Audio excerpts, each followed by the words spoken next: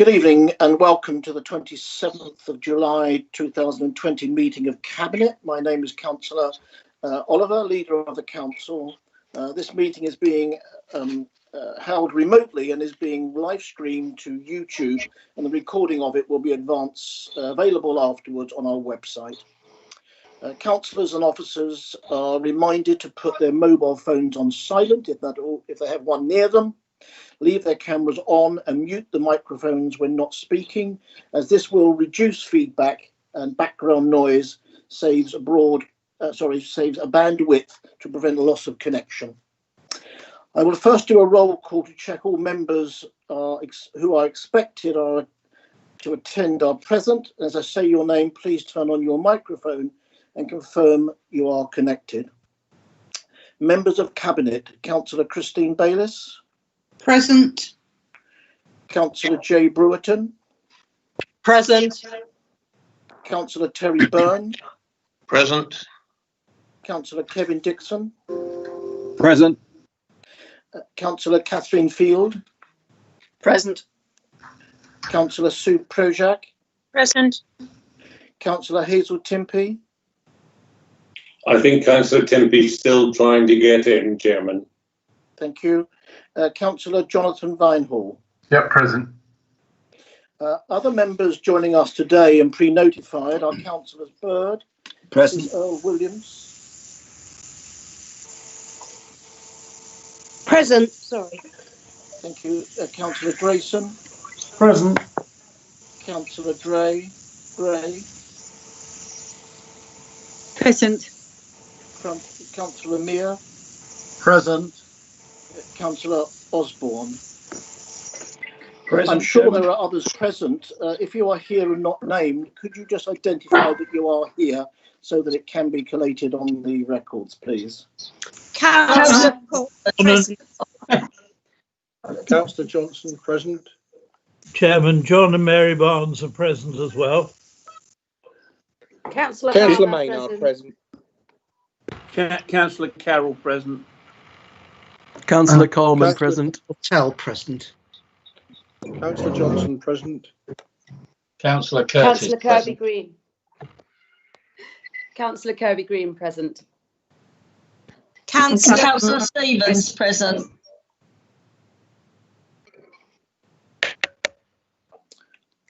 Not sure if you got me, Chairman, but Councillor Curtis is present. Yeah, thank you. I'm assuming that those named are all present. Officers joining us today are Dr. Tony Leonard, Executive Director, Malcolm Johnson, Chairman. Executive Director, Present, Chairman. Robin Venard, Assistant Director, Resources, Present. Tony Baden, Finance Manager, Present. Ben Hook, Head of Service Acquisitions, Transformation and Regeneration, Present, Chair. Joe Powell, Head of Service Housing and Community, Present, Chair. and I believe that Richard Parker Harding will not be present as the item that he was presenting has been withdrawn. That's correct, Chairman. There are also two technical staff in the meeting to operate the live broadcast and to be on hand if there are any technical difficulties. That's Claire Fletcher and Chris Gander. Democratic Services, thank you. Democratic Services Manager Lisa Cooper is also present to record the decisions made tonight. Members of the committee will be making the decisions today by named vote. Lisa will call out each member in turn and they will either answer for, against or abstain. Members, please remember to turn on your microphone again at this point. Please turn off after voting. Because of the new format, members are encouraged to make their comments succinct and pertinent to ensure the smooth running of the meeting. Those members who wish to speak, please indicate by typing your surname only in the chat facility. The chat facility is persistent in that it cannot be deleted and any inappropriate use will be deemed as a potential code of conduct matter. Officers wishing to respond to members' questions, please type interject. I will ask members who have asked a question if they wish to come back after receiving a response, so there is no need to type your surname into the chat facility again. It is a requirement that all members will have read the paperwork published on the website. Members are reminded not to press leave meeting. If you need to leave the room, just remember to turn off your camera and microphone. Please be aware that there can be a time delay of around 5 seconds whilst a member appears on screen. Should the meeting go into confidential session, exclusion of press and public, exempt information, by virtue of Part 1 of Schedule 12A of the Local Government Act 1972, the live stream will be temporarily suspended until the confidential item has been discussed and notice displayed on the screen. Once discussed, the live stream will be resumed. Each item will be reintroduced as we get to it. So if I can please seek authorization that the minutes of the last meeting held on the 8th of June as a correct record of the proceedings and will be signed by me at a later date. Do you agree? So moved. Agreed. Item 2, apologies for absent. I don't believe there are any received to date, Lisa. There are none, Chairman. Can I also please remind non-cabinet members to turn off their cameras, please, and just have the cabinet members with their cameras on. Thank you. Thank you. Item 3, Malcolm, are there any additional agenda items? I believe there are. Chairman, there are 2 additional agenda items. Agenda item 17, discretionary grant scheme Rhine 2, and agenda item 18, children's nursery provision in Bexhill. Can I also note, Chairman, that agenda item 13 has been withdrawn as following royal assent. The Business and Planning Act 2020 matters in relation to pavement licensing is a regulatory function, not an executive. This matter is now being resolved under urgency provisions with the Chairman of the Licensing and General Purposes Committee.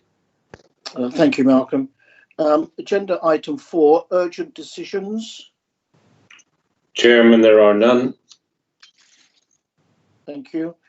Item 5, disclosure of interests. Members, please speak clearly if you have a personal and prejudicial, and say the agenda item it refers to. Members with a personal and prejudicial interest will be asked to temporarily leave the meeting at the start of the item. These will invite members to rejoin the meeting when the item is finished. Okay, I think we've got through the preamble. Yes, please, on Chairman. that. Agenda items 6 and 18 as an executive member of East Sussex County Council. Thank you. John Barnes, selected member of East Sussex County Council, same item. Thank you. Councillor Earl Williams, the same. Thank you. Paul Cortell, 3 items to declare.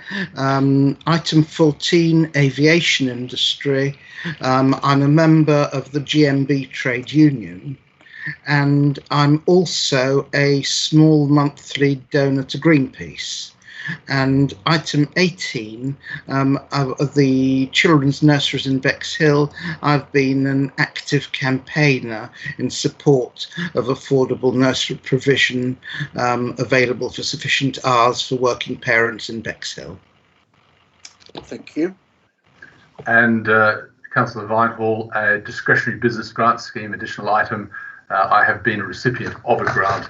I therefore probably have a personal and perhaps a pecuniary interest in that. So I will actually withdraw from that. Thank you. Councillor Harm, a similar thing. I received the grant for my business. Thank you. Councillor Coleman, for item 18, in as far as one of the nurseries is in my ward, and like Councillor Cortell, I have been campaigning heavily for some time to retain affordable nursery provision. Thank you, Chair. Thank you. Councillor Cook, item 14. My son is a BA captain at Gatwick Airport, so I will be unable to comment on that particular item. Thank you. Are there any others?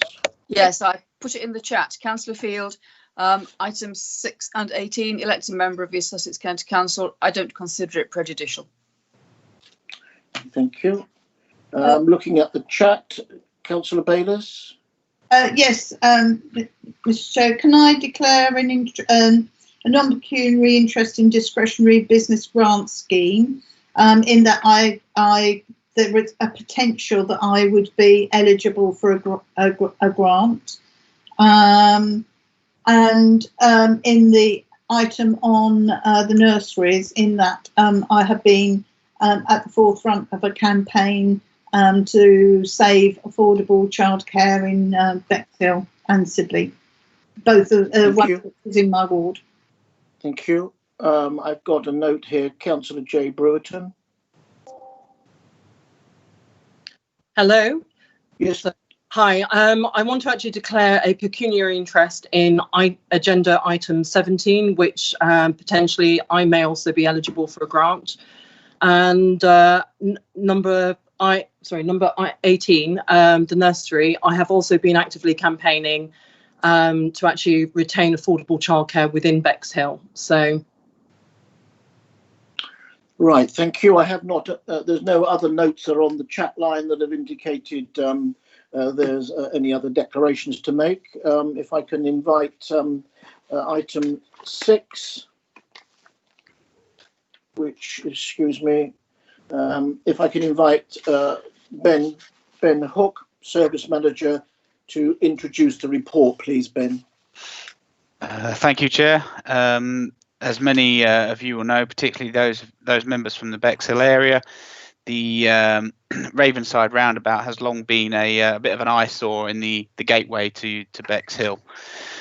This paper requests that a project be brought forward to remedy that. It's a sort of an art installation project in which we would seek a bespoke gateway sculpture and then seek permission from Highways England to have that installed onto the Ravenside roundabout. That would also include a sort of a general clean up and sort of cut back of the roundabout as it is. So the recommendations, Chair, on the paper today are that it's a recommendation to Council that the cost of the Ravenside roundabout project be met from external sponsorship and the Bexhill Community Infrastructure Levy, but capped at a total contribution of £150,000, and the capital programme be amended as appropriate. And then resolutions for Cabinet are that the Ravenside roundabout project be supported, the Executive Director be authorised to enter into a Section 9086 agreement with Highways England. That's the access to the highway to install to do the works and to install the artwork, and then officers be authorised to commission the sculpture through a tender process. Yeah, thank you, Chair. Thank you for that, Ben. Before I invite members to make comment, I think this is something that's been out there for, I was told, decades. It really is a very, very much an eyesore in coming into the Rother district, into Bexhill. It's something that we've now got an opportunity in working very closely with Highways England to move this forward. And I know there are one or two comments coming forward on this. I believe Councillor Catherine Field, please. Thank you, Chair. Yes, I really do support this. I think it's a fantastic idea and really will enhance the entrance to Bexhill, as indeed the entrance to Battle has been enhanced by its sculpture, which the majority of people really like. I know some don't, but then you never get universal or unanimous opinion about any kind of art, do you? My question mark is about the funding. I do wonder if the SIL pot is the right place to take it from, because there are many other projects that want SIL money and that couldn't possibly be funded from other means. The one in Battle cost the public purse absolutely nothing. It was funded by sponsorship, personal donations and crowdfunding. The advantage of this was, as I've said, no impact on the public purse, but also it does give a lot of community involvement and people really buy into it if they've paid towards it. And it's a really good community enhancing project. So I would be very worried about us spending any of our own resources, and I do count SIL as our own resource, on this very worthwhile project. I'm also slightly concerned in that I can't see in the recommendations a note of how it actually is going to be funded. I've had various offline comments about sponsorship and certain things, but it isn't spelled out in the recommendations, and I really think it ought to be. Thank you. Thank you. Perhaps I can invite Ben to make a comment on that. Thank you, Ben. Just to say, with regards to the SIL funding, I mean, I absolutely take Councillor Field's point. This would be from the Bexhill local SIL portion, so it doesn't affect the strategic community infrastructure levy, which is sort of the wider one. This is bespoke for Bexhill, and it's in normal circumstances would be decided upon by a parish or town council. In terms of the overall funding approach, as we said, it's not yet fully set out, but that's because at this stage we're not entirely aware of all of the top potential funding streams that might be available for such art installations. So we will be exploring a range of funding opportunities. It's just that we're not entirely sure on all of those just yet. Does that cover off, Councillor Field, your inquiry? Yes, except I would observe, if you're crowdfunding, you don't need to explore the avenues. You just put it on the internet and people give you money very often. It's easy. Thank you. Councillor Brian Drayson. Thank you, Councillor Oliver. Yeah, to some extent I have some similar comments to Councillor Field, and they were partly answered by Ben Hook. It seems to me this paper's in the wrong order. The stated purpose is to introduce the project, and yet the first recommendation is dealing where the money's come from, and then we're asked to support the project. And I just think we should have been asked to support the project and then discuss where the money was coming from.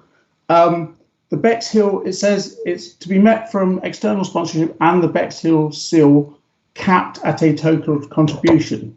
And then there's a comma, so I'm wondering if it's the SIL levy that's capped or the whole thing that's capped at 150,000, because if it is the Bexhill pot, that's 86% of it going within 10 months of possibly having a Bexhill Town Council to decide where to spend the SIL money. I realise it wasn't frozen or paused along with the strategic SIL. I can understand Highways England being receptive to the idea of getting rid of this problem and handing it over to us. But it's also, of course, a gateway into Rother. So I'd like to see perhaps Rother, as opposed to the Bexhill bit, contribution to it, if we want to put up a sign saying welcome to Rother. And then my only other thing is I'd love to see not a professional sculpture commissioned, but actually a public competition, and then a sculpture commissioned to produce the winning design and have much more interest of the public. It kind of goes with the public funding. A public competition, I think. I'm sure some of the detail will come out later on. Ben, is there any comments you'd like to go back on there, just to clarify, please? Only with regards to the order of the recommendations. In order for the funding to be approved, it has a recommendation to council. Always in the format of these papers, recommendations to council take primacy, and it's then for the decision-making body of cabinet to approve the details of that. So in terms of Councillor Drayson's point about being asked for the funding first, it's purely format that all recommendations to council come prior to resolutions by cabinet.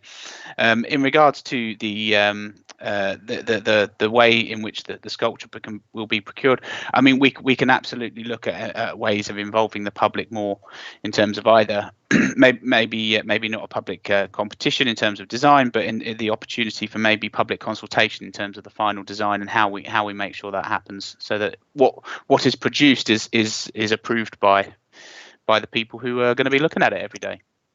Thank you. Does that cover off, Brian, your points? Yes, thank you. Thank you very much.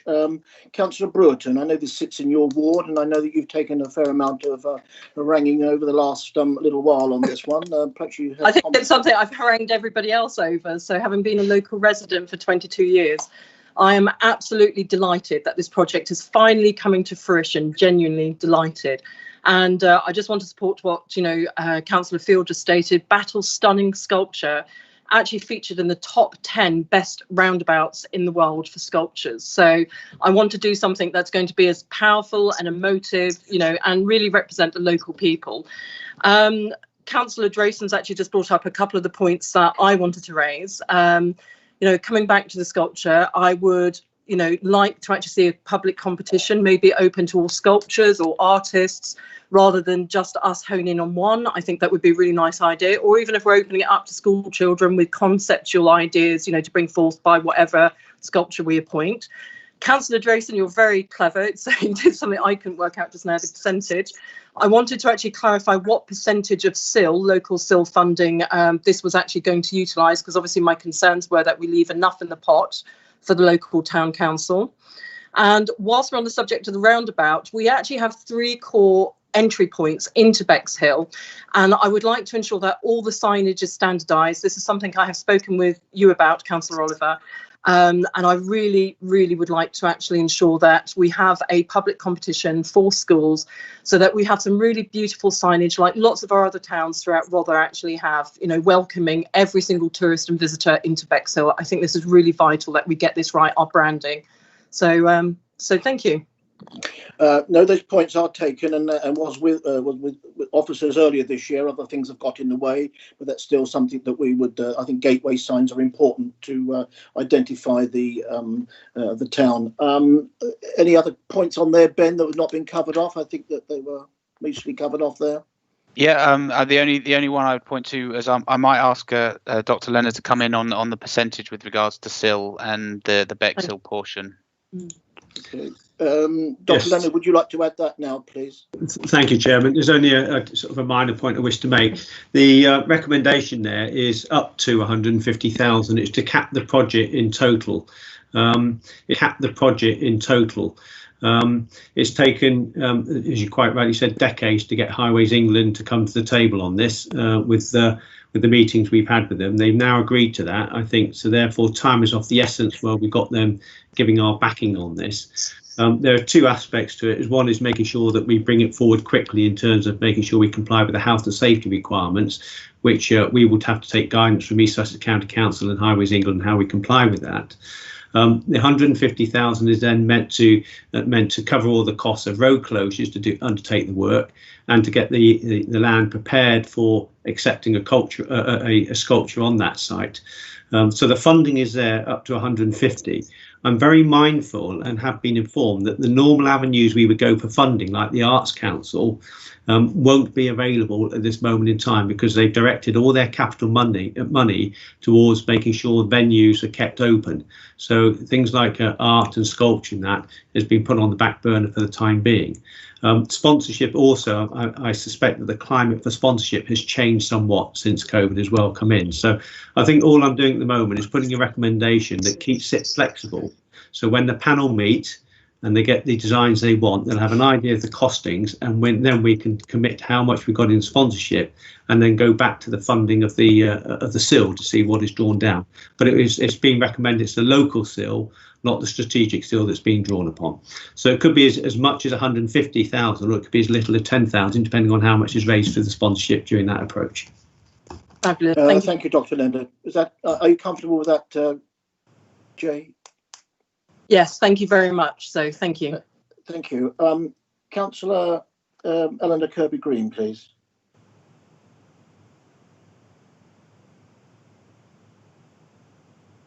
Thank you, Chairman. Sorry. Further to Councillor Field's comments, I agree. It's obviously a very wonderful project, and it will improve the entrance Bexhill, 100-fold.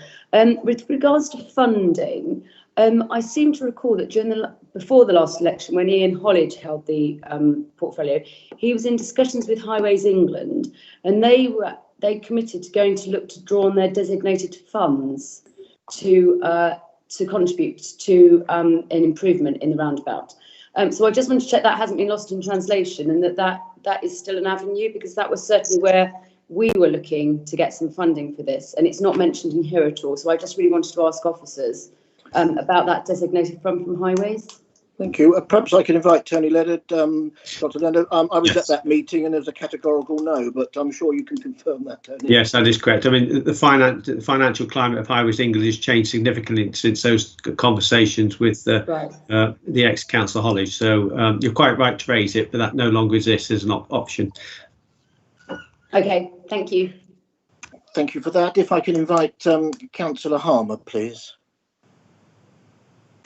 Thank you, Mr. Chair. I expect our wonderful Cabinet member Hazel Timp is chomping at the bit because this is a dear thing to her heart.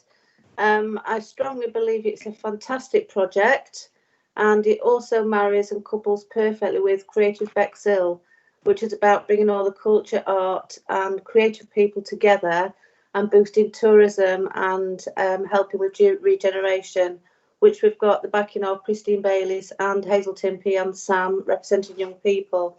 I agree with Councillors Drayson and Brewerton in terms of, I think it would be a great idea to get the community involved a little more regarding content, and maybe a bit further down the line look at funding with a shift towards maybe the commercial sponsorship side of things, even though I understand at the minute the climate is really difficult.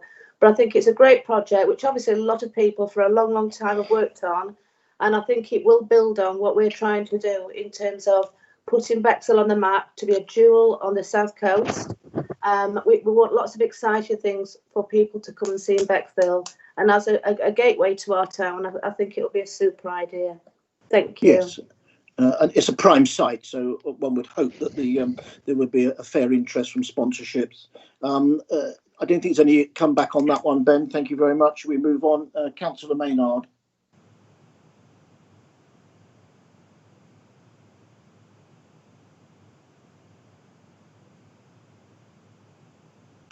Perhaps I've got that wrong. I was only redeclaring personal interest, Chairman. Oh, right. I thought you might want to make a comment. No, thank you very much. We'll move on. Councillor Williams.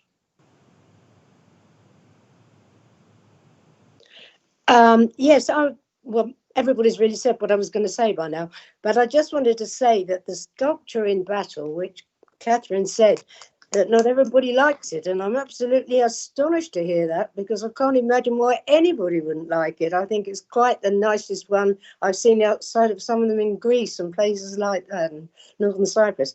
But I just wanted to say that I don't know whether it would be appropriate, but I thought it would be quite nice if it reflected the motoring heritage of Bexhill, maybe. Possibly something a bit more exciting than the one on the seafront. But others may not think that's appropriate, but it does reflect the heritage of the area. Thank you for those comments, and I'm sure a lot of the detail will come out at a later point. Councillor Sue Projak, please. Thank you, Chair. Clearly this has got the support of all the Cabinet, and quite rightly too, that's been an eyesore. I mean, I think it would be a good start just to get the grass cut, for heaven's sake. I'm not sure about SIL money. It doesn't feel right, but shouldn't we wait to see what we are doing? We're working on SIL at the moment and looking at ways it should be spent and the process of that. So maybe we should just hold back on SIL money.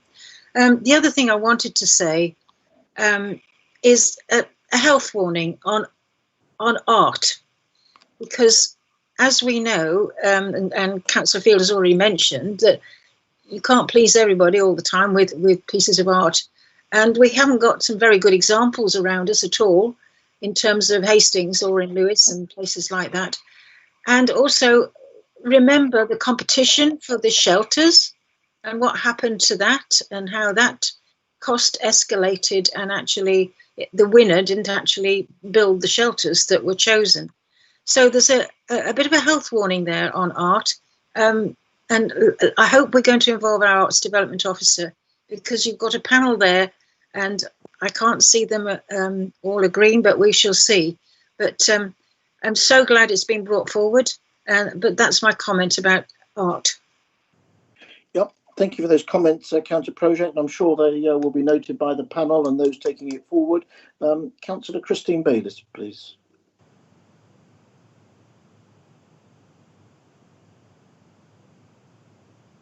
I've transferred to my laptop and I'm trying to poke my laptop, and of course it's not on my iPad anymore.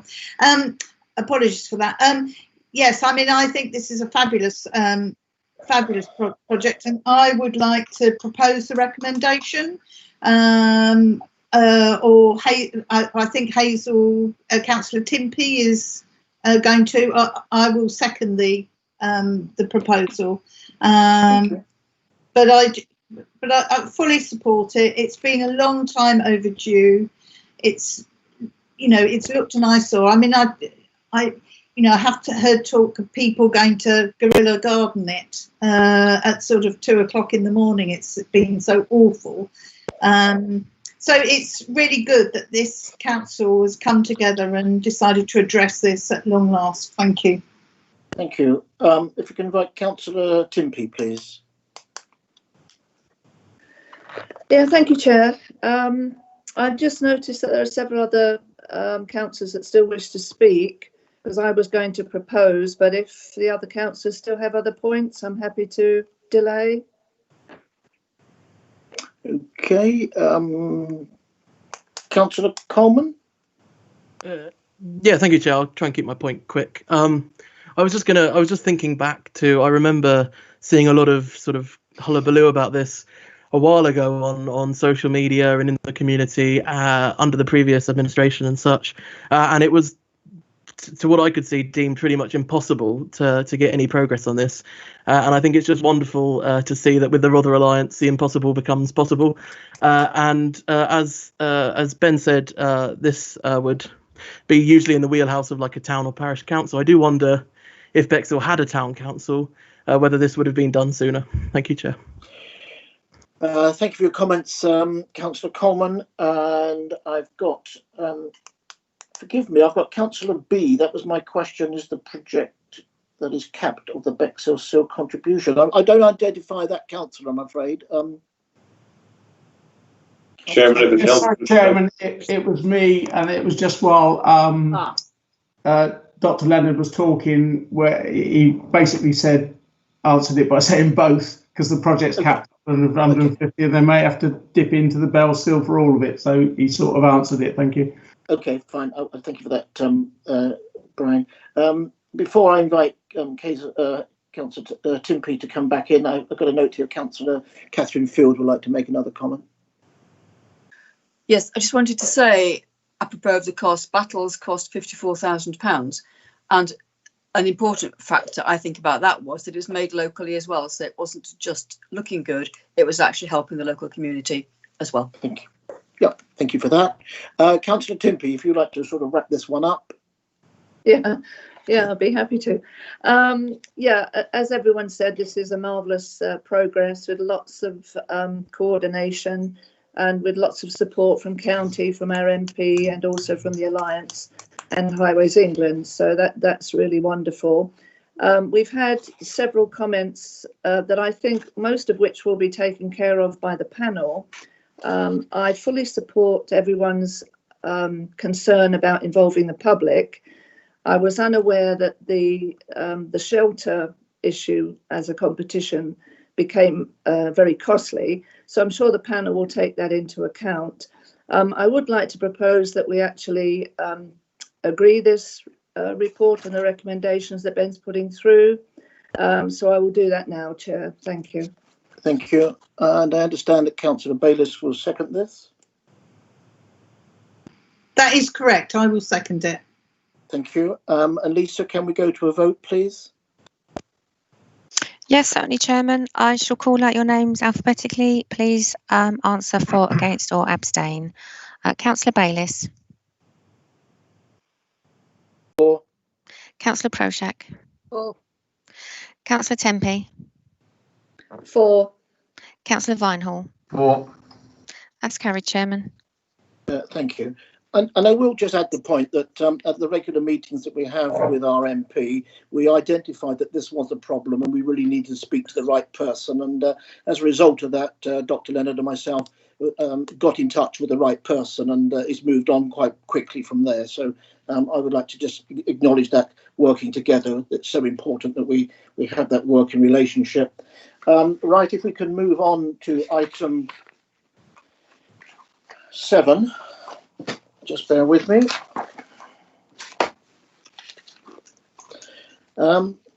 Ben, if I could invite you to introduce the report, thank you. Yes, thank you, Chair. This is a referral back from the previous Cabinet meeting. Cabinet asked officers to go away and have a look at some elements of the proposed policy. We made a number of changes, particularly under section 2.1.4, in which all of where previously it was mentioned that licensing and general purposes would have an appeals process be part of the appeals processes in 2.1.4. We've now removed reference to licensing and general purposes in that part of the policy, so that it keeps it a lot clearer that the street naming and numbering officer's decision on matters is final, with the exception of an appeals process that can be carried through by the applicant as outlined in section 6. In section 2.1.3, we've also outlined the importance of the views of parish and town councils as previously suggested by members, and that is now an absolute requirement for applicants to fulfil prior to any application being considered.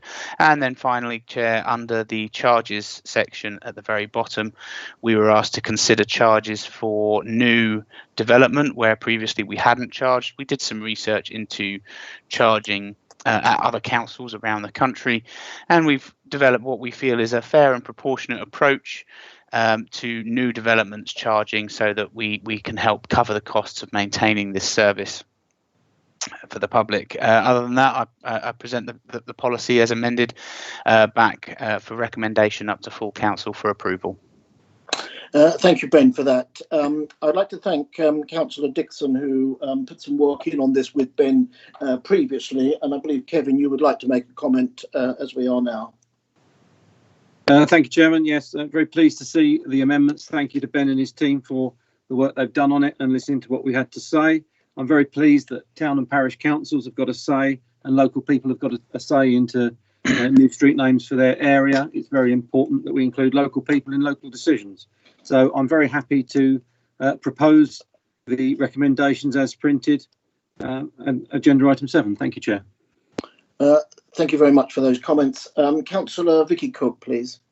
Thank you very much, Chair. I'd just like to thank Ben Hook and the team for this document. Battle Town Council recently had the opportunity to name 3 streets in a proposed new development.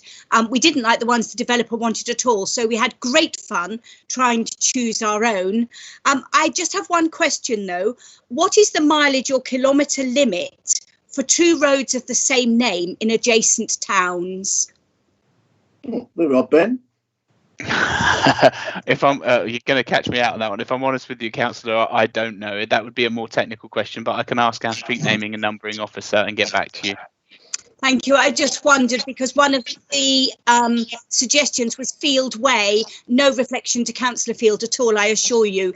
But we understand there's also a Field Way in St Leonard's, so I was just wondering.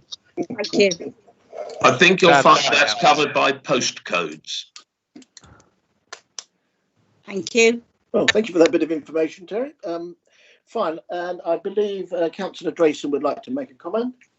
Yes, thank you, Chair. Just a couple of quick points. They're just things that don't add up, sort of. I'm glad Mr. Hook referred to 213 about parish and town councils. And I did previously send him a pun about it leaving no avenue for Bexhill without a town council. But I'm not known for bad jokes. But actually, there's no facility with this in this policy for members to perhaps raise questions of proposed street names. And I'm just thinking, if in a local area people were to approach us, we've got sort of no way of approaching it. And then also in sections 2.2, 5, 6 and 7, which is big page 13, where it says street name, it imposes criteria on street name suffixes, but I'm not sure whether or not we insist on them having suffixes. But then when I looked at 2.12, I think it is, it says you can't have a road called the. So presumably our roads have to have suffixes, and those paragraphs should be either said they must have suffixes or say where they are, they must fit this. It's just, it doesn't make it clear. And also, my last point is on numbering. We don't reference number 13, and we don't carry on with the superstition. But if we do, we need a policy. If a developer says they're not going to use number 13 on one of their streets, do we actually insist on it, or do we need a policy on number 13? And last but not least, 3.2.12 on big page 16, which talks about new access roads. It seems to be introducing a different way of dealing with those, as opposed to the ones set out under section 2. So I don't see why new access roads should be treated any differently to any other roads. Thank you, Chair. Ben, are there any points there you would like to go back on? Yeah, thank you, Chairman of Council raises a couple of good points there. With regards to the suffixes, you know, there are no hard and fast rules written about the lack of a suffix, so there might be a one-word name that is appropriate for a street, but I think it's down to the street naming and numbering officer to decide whether or not that's an appropriate use. Where we've had issues before is for the use of words like muse when it's clearly not a muse, that sort of thing. That's why we've tried to put some sort of some sort of guidance in there that gives us the ability to push back a little bit where inappropriate ones are being used. In terms of the large scale redevelopment, what that clause is trying to say is that where there's a large scale redevelopment, it's the council, as with new developments, should be as with all new developments, should be given the opportunity to assign the numbering scheme rather than the developer. And that's we do that for a number of reasons, but mainly because there are some general criteria and general conventions that people adhere to, even numbers on one side, odd numbers on another, and just making sure that it sort of conforms to those standardized conventions for numbering, and it gives us the opportunity to do that rather than having the developer make a proposal which we then have to amend.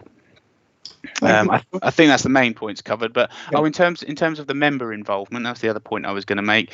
One of the differences between members here and members of a parish council is that members, and chairman of council will well know, they can pick up the phone or drop us an email to officers to raise queries, and of course we'll take advice and take guidance from anything that our ward members have to offer within their areas. So it doesn't necessarily need a formalised process, just to make all members aware that our doors are always open, and if they want to contact us about a concern they have with one of the developments or one of the numbering schemes in their area, we'll happily listen to that.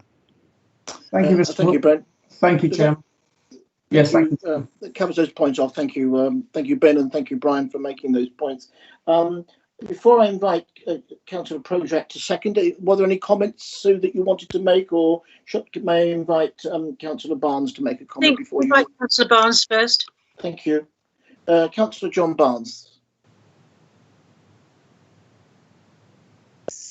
Chairman, I just wanted to check that the lists are not exhaustive. I know of roads called the Avenue. We have, of course, just allowed a name in Burwash of Dubwell View. And of course, in Etchingham, we have a historic name of Parsonage Croft. So it seems to me very important that whatever policy we have on naming, it is not exclusive.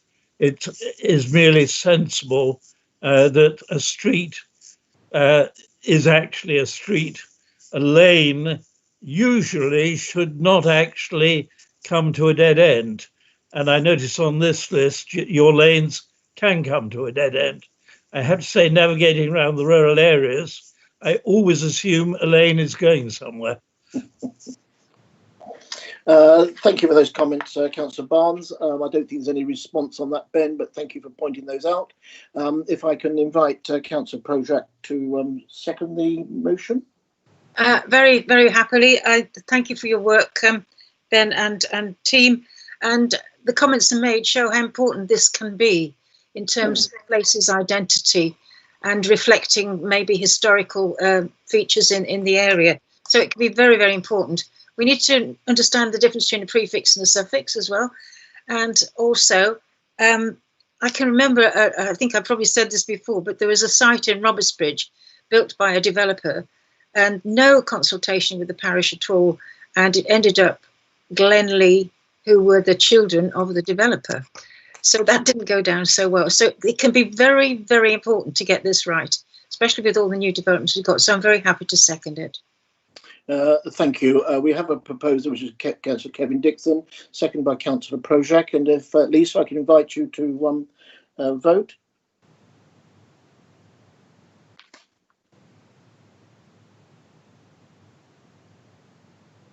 Why are you doing?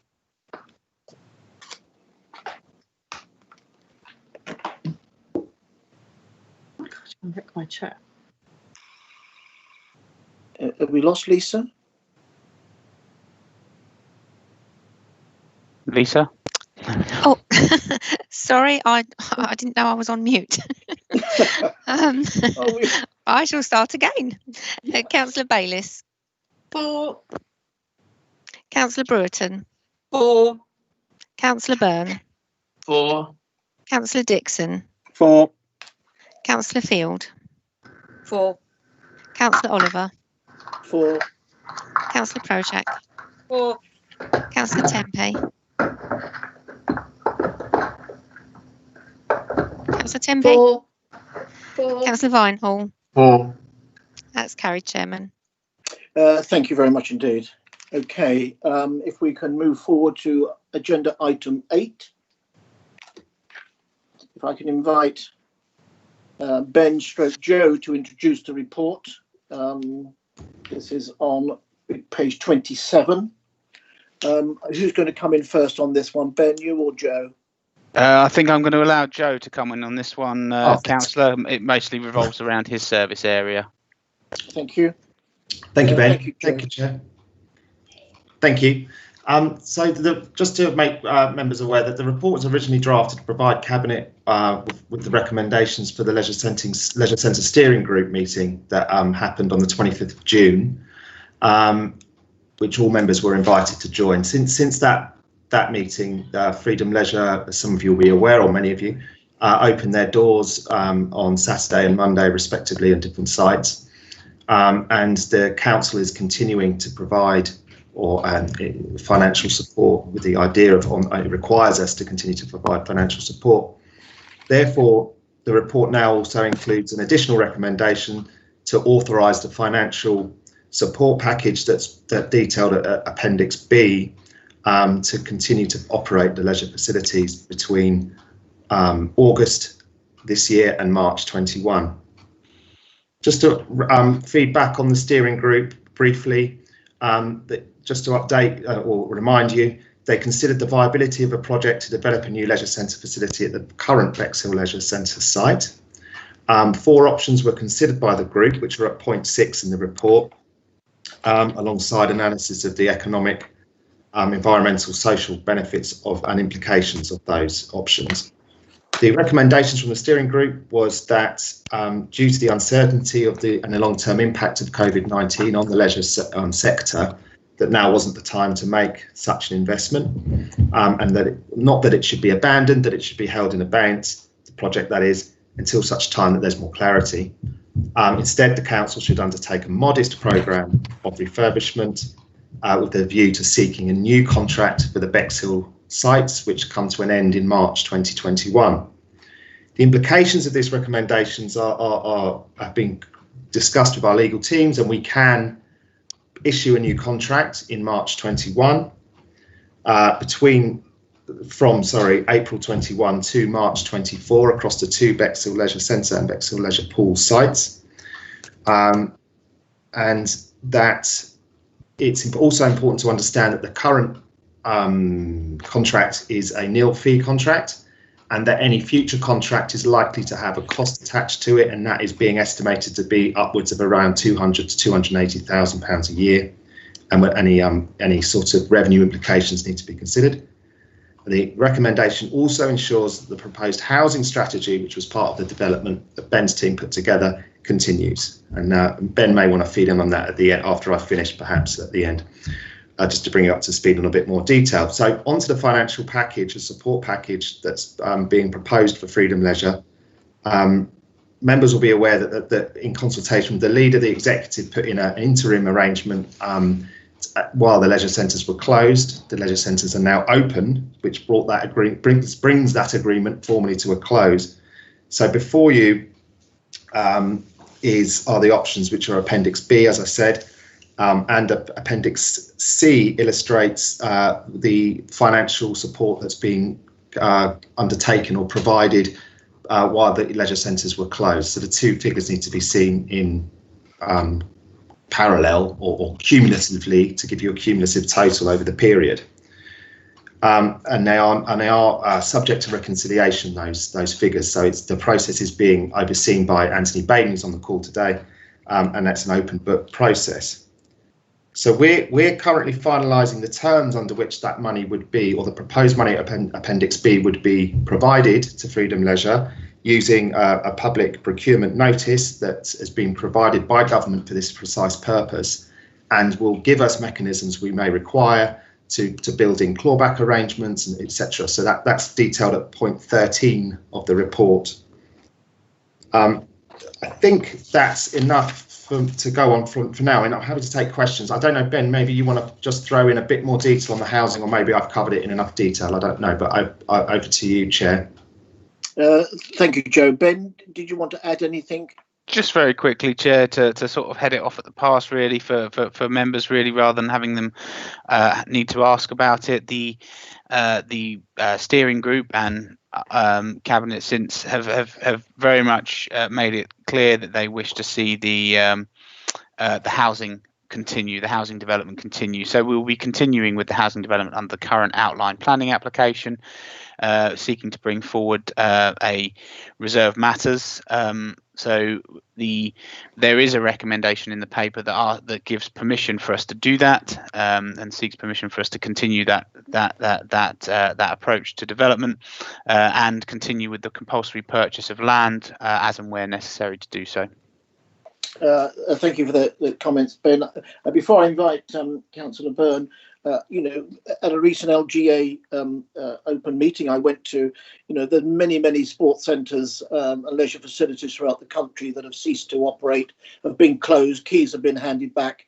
I think, Freedom Leisure are our business partners. I think we have worked closely with them, and we really want to see leisure facilities continuing and provided for those residents that have been using it in the past. So I sincerely hope that we can just keep this moving forward in order to provide these facilities. If I could invite Councillor Byrne to make, please. Thank you, Chair.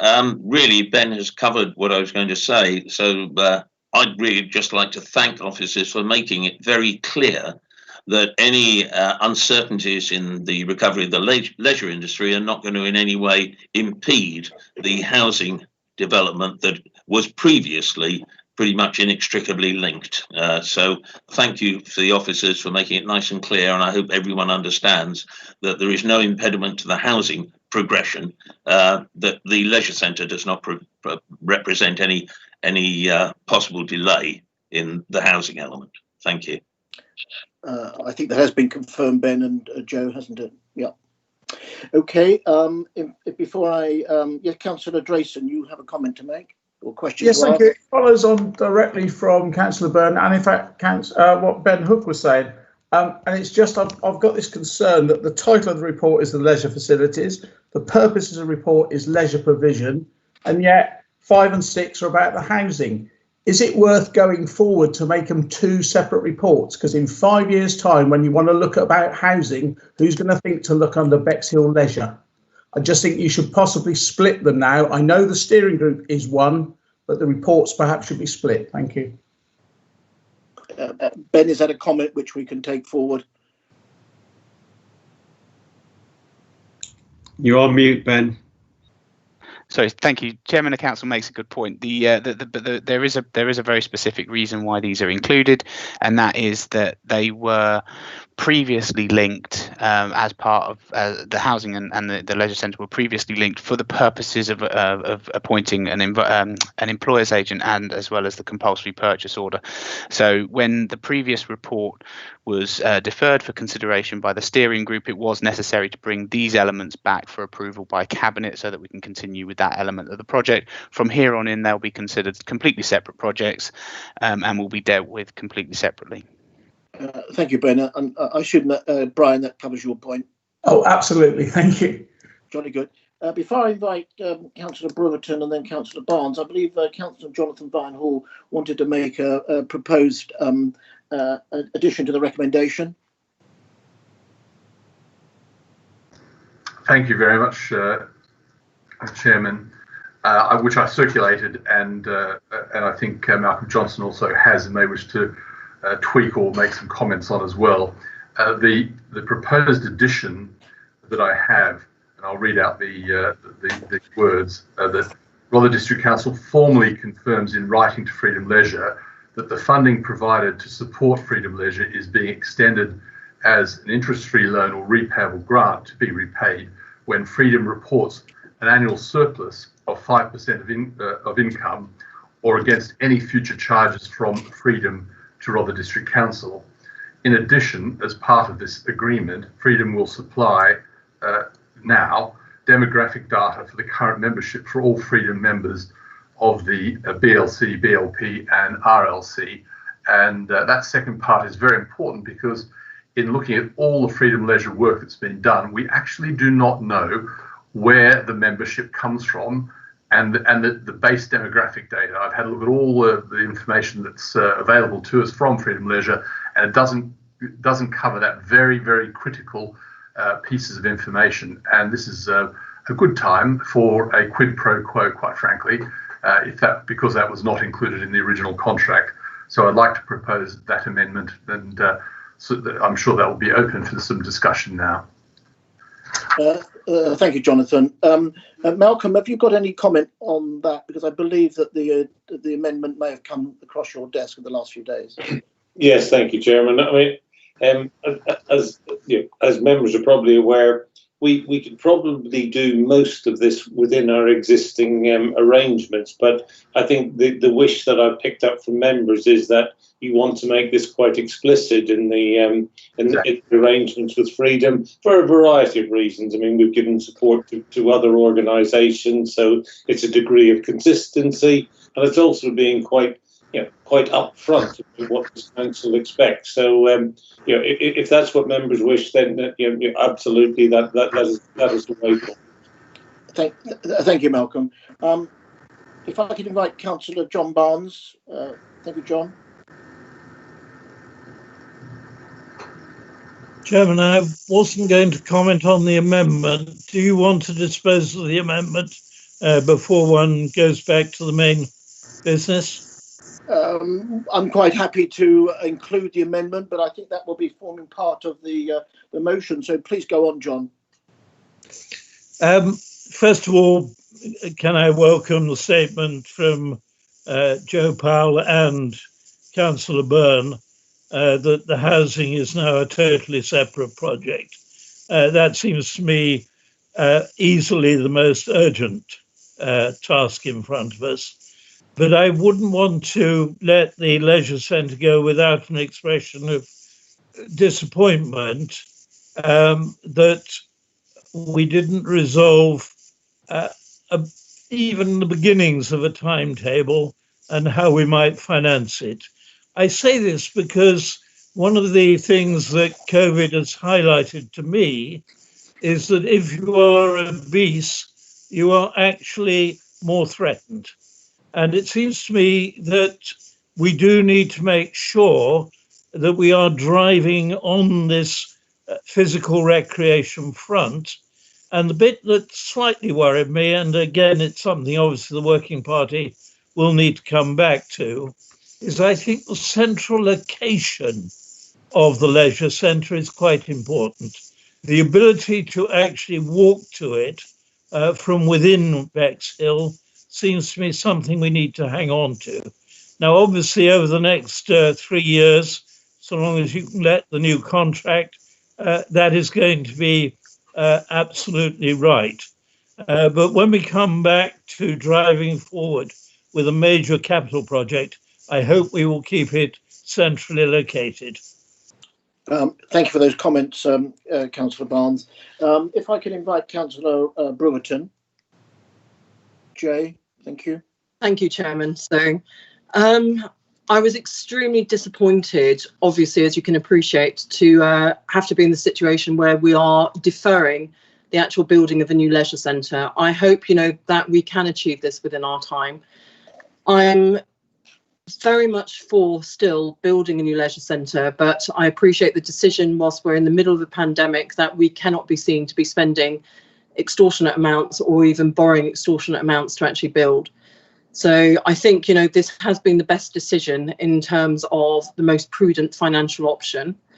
I want to thank all of the officers who have worked very, hard on achieving the plans for the new leisure centre, which did look incredibly exciting.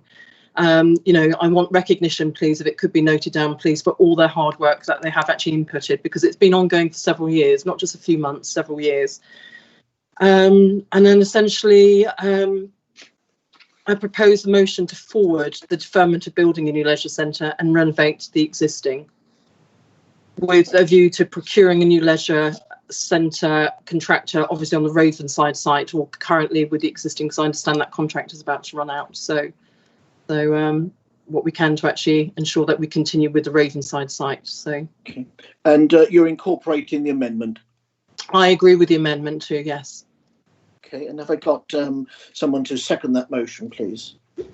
Chair, it's Joe Powell here. I just was hoping to just raise a quick point on the wording of the amendment, just to highlight to members, there's a potential risk is the only thing, is if we reference 5% income, I think the threshold was that Councillor Vinehall wanted to implicate there.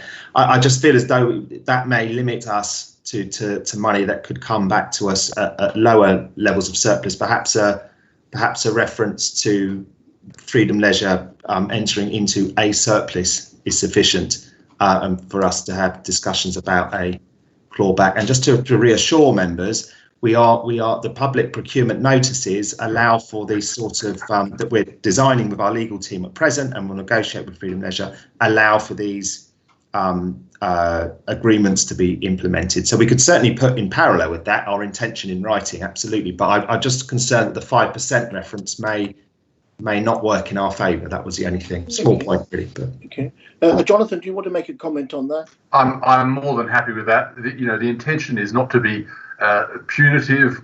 It's merely to have a proper agreement in place and to ensure that the authority protects its own financial position. So I accept what Joe is saying. He doesn't want to tie our hands, and it gives flexibility to the authority and officers. So yes, happy for that, Joe. Thank you for that. I believe Councillor Brewerton will propose this. Have I got a seconder? I'll second that. Thank you. Lisa, if we could go to a vote, please.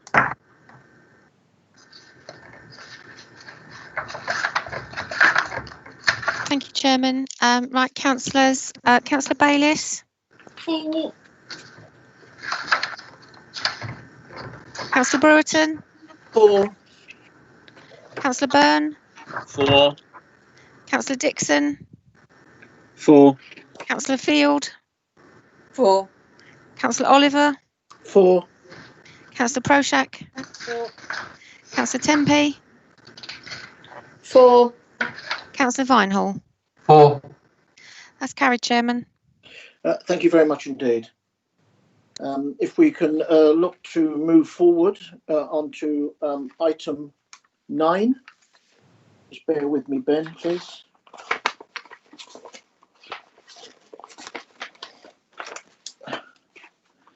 Right, the consultation report, draft Rother District Council Environment Strategy, item 9, page 39. Yes, Ben, thank you very much.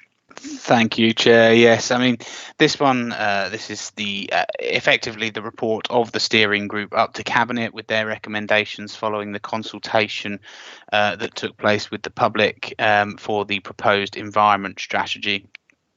The steering group met and considered a number of the proposals that were made. There is an error. I'll highlight that now in the recommendation to council, and that is that it should list listed items listed in paragraph 13, not items listed in paragraphs 14 and 15 of the report. And in paragraph 13, it outlines out of the 10 additional recommendations for inclusion that came out of the public consultation, the steering group have recommended that a number of items be included, both direct into the strategy and action plan, which is supply chains and public transport. That was felt that those were two things that would make a very quick impact and were feasible to achieve.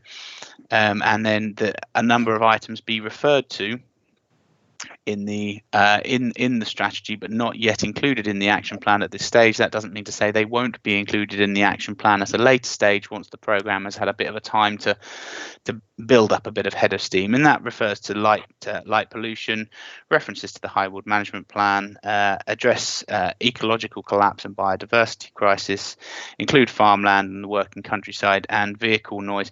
And that's primarily around making sure that the early days of the environment strategy has a key focus on that climate change and carbon reduction process, but not excluding wider environmental issues that will need to be considered once some headway has been made into that primary target. Thank you, Chair. Thank you, Ben. If I could invite the Cabinet Lead, Councillor Catherine Field, please. Thank you very much, Chair. And I'd like to begin by thanking Ben for his work, and particularly his work at the previous climate change steering group, which was nothing short of heroic. And we had long discussions about all sorts of things, and he produced at the end of it a very coherent report. So thank you very much, Ben. I was very pleased with the consultation as far as it went, because people were supportive and actually they're very thought-provoking as well. Nobody said this is a dreadful idea. Everybody had lots to contribute. My only regret is that thanks to COVID, we weren't able to have the face-to-face consultations we had planned, because that would have given us access to more people, and also it would have helped to start to develop what I hope will become community champions in their own streets and their own areas, because we would have met people face-to-face. But I'm sure we can find a way to do that later on. I'd like to say that the items not included in the action plan weren't dismissed lightly. They were subject to lots of discussions, and as Ben has alluded to, are best placed elsewhere. I think now we're really embarking on the exciting bit, which is the action plan, when we can really get to grips with how we begin to implement this. Time is running out. It flies by, doesn't it? So that'll be really exciting. And of course, we have our new officer starting next month. And I'm very much looking forward, as I'm sure the rest of the group and the council should be, to looking forward to working with her. I met her at interview. She had some very exciting ideas and was very dynamic. So I'm sure we've got the groundwork in place, and now we can only go forward, which we will. So I'm very happy, Chair, if I may, to propose that we accept this. Thank you very much. I believe Councillor Coleman would like to make an observation. Yeah, thank you, Chair. I'll keep it short. Only to add to Councillor Field's comments that I guess through the ashes, the phoenix rises, and in that case, through COVID-19, we have actually already started to implement some of the things in this report, such as flexible working from home, virtual meetings, less travel. And so I think what a brilliant time through all the despair and through all of the obviously the upset that's happened through COVID to capitalise on the positive elements and go forward on this amazing, bold agenda. And I want to say a big thank you, I guess on behalf of the other committee members as well, to Councillor Field for leading the committee so well. And I'm really excited to get started on this. Thank you. Thank you very much, Councillor Coleman. If I can invite Councillor, something's happened to my screen. Councillor Christine Bayliss. Sorry, Christine. Yes, thank you, Chair. I think it's a really great report, but there is just something that I wanted to ask. So it seems to me very rural centric. So it talks about dark skies and some of the stuff about the noise from the road that runs around the back of Bexhill. I noticed, or in the direct consultation invitation list, that I can't actually see Bexhill Environmental Group, and I would have thought actually that they would have been a sort of primary sortie. So I was just wondering if, for example, they didn't respond or they didn't notice. I mean, this is always a problem, I think, with running this sort of thing during COVID, and the fact that you couldn't run public meetings, and I accept that that's an issue. But as we develop this further, can we make sure that we, we reach out to, Bexhill and Bexhill people, because there is, a really vibrant group that does lots and lots of things on the environment in the town. Just today at the we were talking about a tree planting project that they're running. So that would be my only comments, really. Just Bexhill, and I know we haven't got a town council or parish council, and that's in these sorts of circumstances, that's always a bit of a disadvantage. Thank you. Thank you, Christine. Kathleen, Councillor Field, would you like to make any comment on that, or Ben? I think Councillor Field was, yeah. Yes. Interesting about dark skies, because I don't see that as a rural issue at all. I think it's even more important to make sure that lighting in our urban areas is sufficiently sympathetic to the sky to make sure that it's facing downwards and illuminating the bits it needs to without providing lots of light pollution. And the same goes for lighting on roads and lighting on roundabouts. So I think that's a whole district issue. I am, as it happens, speaking to Rotherham Environmental Group on this issue tomorrow evening, where there will be representatives, I am sure, from Bexhill Environmental Group, and I see that following not being able to do face-to-face drop-ins as the first attempt and the first trial to really get to see people and to talk to people and to have a discussion. They've asked me to speak to them. I'm going to be brief because I hope really it's going to be all about them coming forward with ideas and us having a proper discussion, because we're all learning, aren't we? And you can never learn too much. Absolutely. Yeah. Thank you for that, Catherine. Councillor Polly Gray. Oh. I would just like to answer Christine Bayliss's question about Bexhill Environmental Group. As a member of that group, I would just like to say that they were part of the consultation, but in fact, they read the answers by Rother Environmental Group and decided to join forces with them because they felt they had nothing more to add. So they were very much a part of it, but they agreed wholeheartedly with Rother Environmental Group, just to reassure you. Very good. Thank you for those comments, Polly. If there are no other points of discussion, perhaps we... Mr. Chairman, I did have a point I'd like I to beg your pardon. I beg your pardon. I jumped. I'm sorry, Kathy. I jumped. That's okay. Maybe it's me. Thank you very much to everyone that's put this work in. It really is amazing, and well done. Maybe a silly question, but I noticed on the list of specified consultees, we didn't have Natural England. Is there a particular reason for that? Thanks. Yeah, no, it is a point that has been raised before. I'm looking into, unfortunately, the up until now for the last 2 weeks, my consultation officer has been on holiday, so I haven't been able to approach her directly. But it has been raised to me by Councillor Field, and I am looking into that matter as to whether or not. The one thing I would say that is this is an iterative strategy, so this will come back to members again, for reporting, and we will make sure that any omissions in consultation at this stage will be rectified next time, and we'll seek to include those parties as we go forward. Thank you, Ben. Thank you.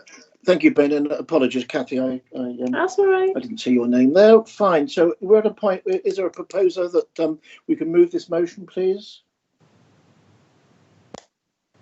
I did that. Oh, you did that, did you? Chair, Thank you for reminding me. It's been moved but not seconded. It's not seconded. Thank you very much. Is the second for this motion? Thank you. My name is in the chat, Chairman.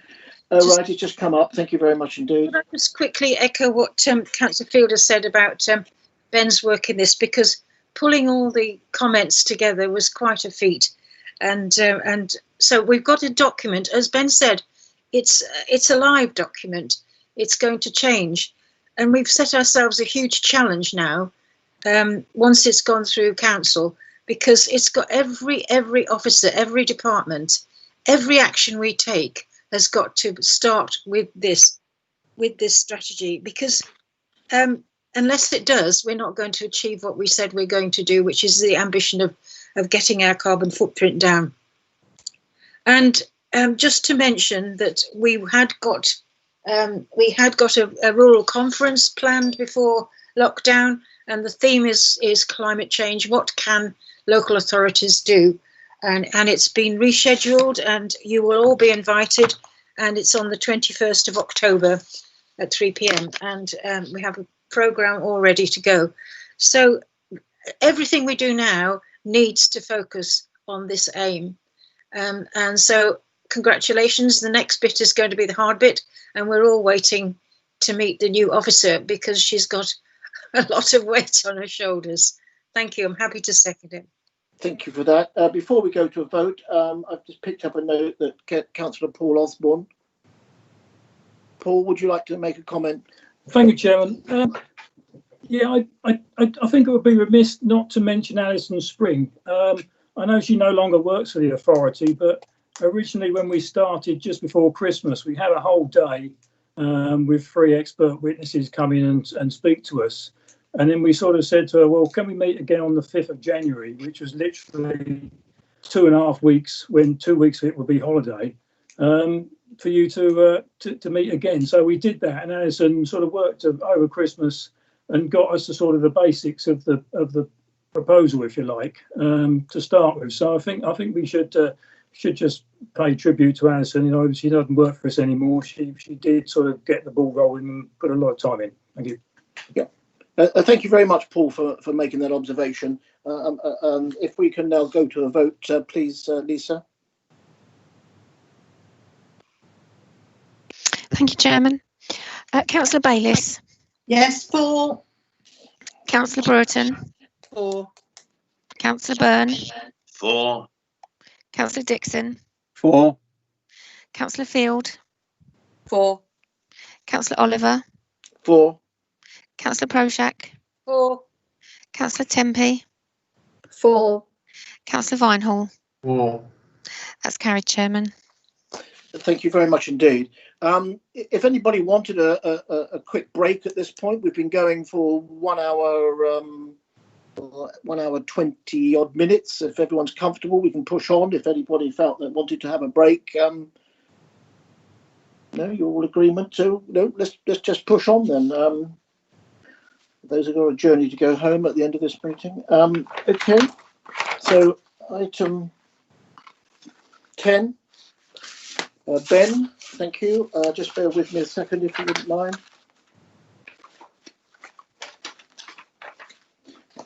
So the incorporation of a local housing company, item 10, large page 53. Ben, can I leave this with you to put forward? Thank you. Thank you, Chair. Yes, and I promise members this is the last you'll have to suffer through me tonight. Back in December last year, Council approved the establishment of a local housing company with the initial aim to complete 1,000 new homes throughout the district by 2035. This is the first big step in that process, and that's to approve 2 key documents. The first of which is the Articles of Association, which will be registered with Companies House, and that would be formally and legally incorporating the company. And the second is the shareholders agreement. That is the legally binding contract between the council and as the shareholder and the company. The recommendations to council are that they nominate 4 elected members and up to 4 independent persons to be appointed as executive directors of the company, and that the executive director of Rother District Council be granted delegated authority to act as the shareholders' representatives. Now, the purpose and role of the shareholders' representative is to formally give formal approval for the use of reserved powers without the need to come back to a full council vote every single time, or for that matter having to come back to cabinet. That is, however, the use of those reserved powers should always be in consultation with the cabinet holder for finance and performance management. That primarily being because actually the reserve powers revolve around financial control and making sure that the financial control of the company remains within the power of the council. The only element left to be completely determined is the name of the local housing company, which is as yet to be agreed. The resolutions are that the name be agreed, the name of the local housing company be agreed, the articles of association at Appendix A be agreed, the issuance of a single share for the value of £1 to Rother District Council be approved. That's just so that we have a shareholder at this stage, and that the head of service for acquisitions, transformation and regeneration be appointed as Chief Operating Officer until such a time as the Board of Directors are able to convene to confirm that. The shareholders' agreement be convened, and that Wealdon District Council, who are our who provide our legal services, will act as company secretary with a named individual to be confirmed from their legal team. Happy to take any questions at this point, Chair. The one thing I would say is that, as I said, this is the first part of a multi-stage process. We're not at this stage dealing with issues such as what the company will build, where it will build, how it will build, and all the other elements. That will come forward in September as part of the business plan, which will be detailing all of those other elements. This at the moment is the formalisation of the company so that we can get it constituted in a legal fashion. Thank you. Thank you very much, Ben, for that. This is a very exciting time, I think, for Rother in forming a local housing company. This is the first step. There's an exciting way forward. If I can invite, before I invite Councillor Byrne, who's cabinet lead for housing, if I can invite Jonathan Vinehall, Councillor Jonathan Vinehall, please. Oh, thank you, Chair. It's just a short comment. I think this is incredibly exciting, and the faster we can go, the better. And I don't think there's anyone who would disagree with that, hopefully. Just in terms of exclusion from the board, which is commented on in the report and the reference is 4.14 in the document at the back, which is the shareholder agreement. It talks about it excludes a member who has responsibility for planning. Now, does that include, and I would support it if it did, any member of the planning committee? It does, yes, and that's purely for conflict of interest reasons. But yes, it should exclude any member of the planning committee. Would that? Do you want? I mean, I'm not unhappy with that at all, because obviously it would be really problematic. But would you allow a substitute member of the planning committee to be on that board, or would this agreement, would that be a reasonable thing or not? It would. Well, I mean, that's. Chairman, if I may, yes, that would be appropriate as long as they're not sitting on the committee as a substitute. If there's an item on that coming forward, they wouldn't be able to sit on that. So, thank you. I mean, if you take out the whole planning committee, you take out a lot of members for a start, and there are a couple of substitutes who probably would do well on the board as well. So I just wanted to clarify that, and I don't know whether you need to make it more specific in the document. Up to you. Happy to include that amendment before it goes up to full council. Thank you for that, Ben. Does that cover off, Jonathan, your comments? Thank you very much. Yes. Thank you. Councillor Terry Byrne. Thank you, Chair. First of all, yes, thank you, Ben and officers, for producing what is really quite a technical piece of work. And I suppose thanks also go to the Legal Eagles in Wealdon. We've obviously borrowed a lot of their expertise and probably a few of their paragraphs.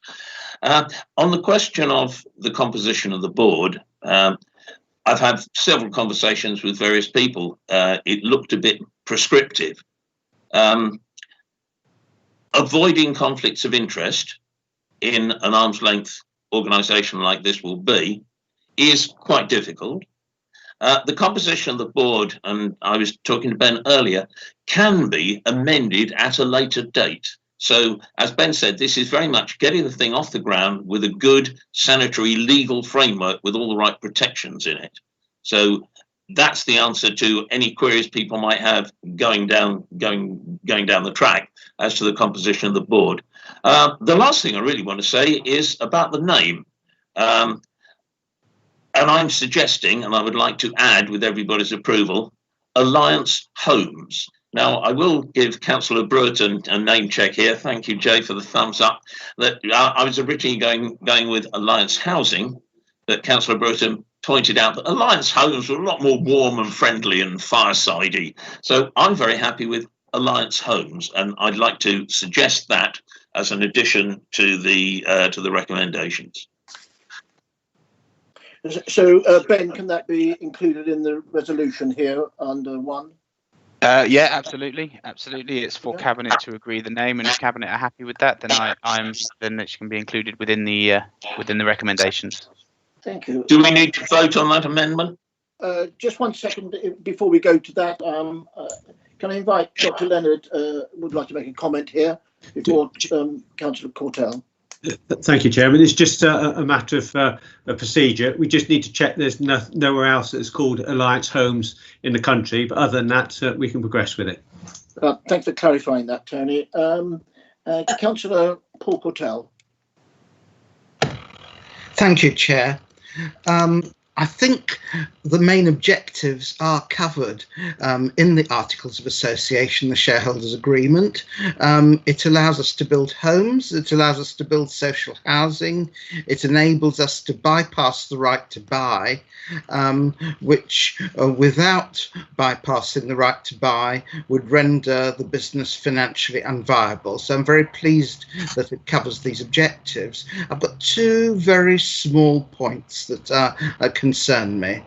First of all, my understanding of Article 21.1, and I hope I'm wrong, is that directors who are elected members of the council are appointed and removed by the shareholder. I wonder whether those powers could rest with the council as a whole rather than with the shareholder. That's my first question. And my second concern is the quorum for a board meeting under Article 14.2. It's just 3, of which only 1 of the 4 elected directors is included, need to be included. And I wonder whether it might be sensible to increase the quorum from 3 to 4, including 2 elected member directors. Ben or Tony, would you like to just comment on those, please? Just on the point about the council as a whole being the shareholder, the council as a whole is the shareholder. The purpose of the shareholders representative is that that we don't have to keep coming back to full council every time one of the reserved powers is activated. The change of a director is not a reserved power, and therefore is not something that can be exercised by the shareholders representative. It is only something that can be exercised by the shareholder, which is full council. So only full council can appoint directors to the board. In terms of the 2 elected members on the quorum, I mean, I'm personally speaking, I'm comfortable that the quorum as it is stays, as stated. There is a requirement that at least 1 elected member be present at the board meetings. I think it's up to members. I'm happy to keep it as is. If members choose to make sure that there's at least 2 elected members at any board meeting, then I'm happy to do that as well. Thank you for that, Ben. Does that cover off your inquiry, Paul?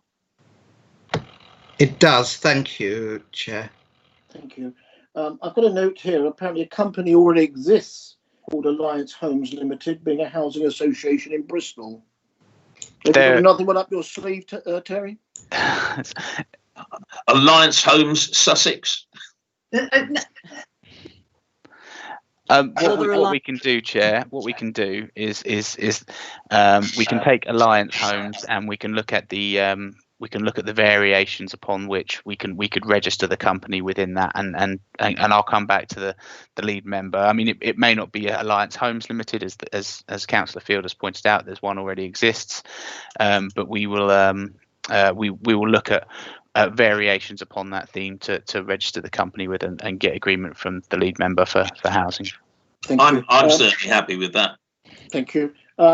Councillor Christine Bayliss. Yes, sorry, Chair. I'd spotted that there was another Alliance Homes, which is a housing association in Bristol. I would think if you can add in brackets Robber after Alliance Homes.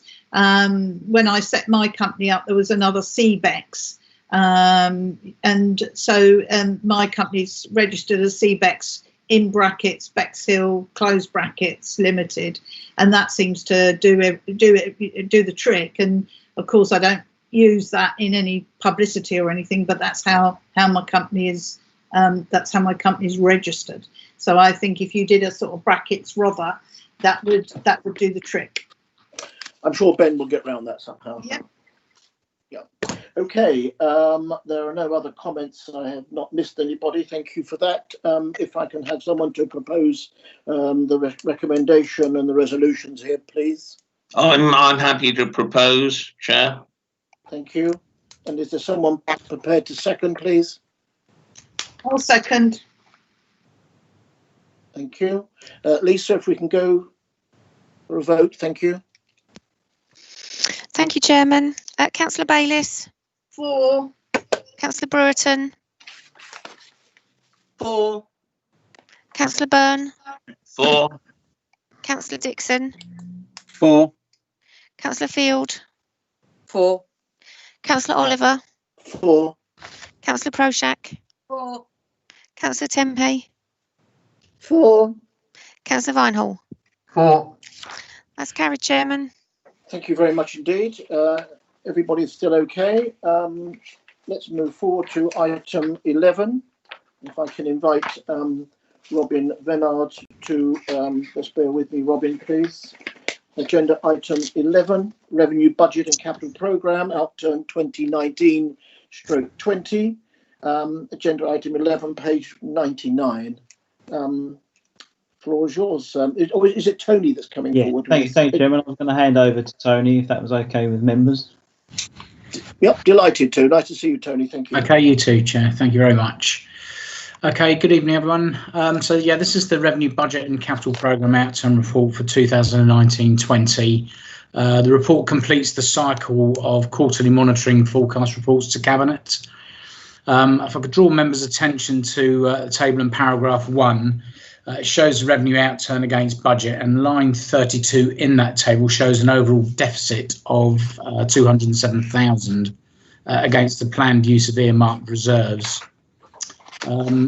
Just moving on a bit further down the report itself, the table in paragraph 26 then also shows the overall change in earmarked reserves, and you'll see that the total drawdown on reserves to fund expenditure, both revenue and capital, in 1920 was 2.4 million, which is just £35,000 more than what we originally planned. So we're reasonably close to target there.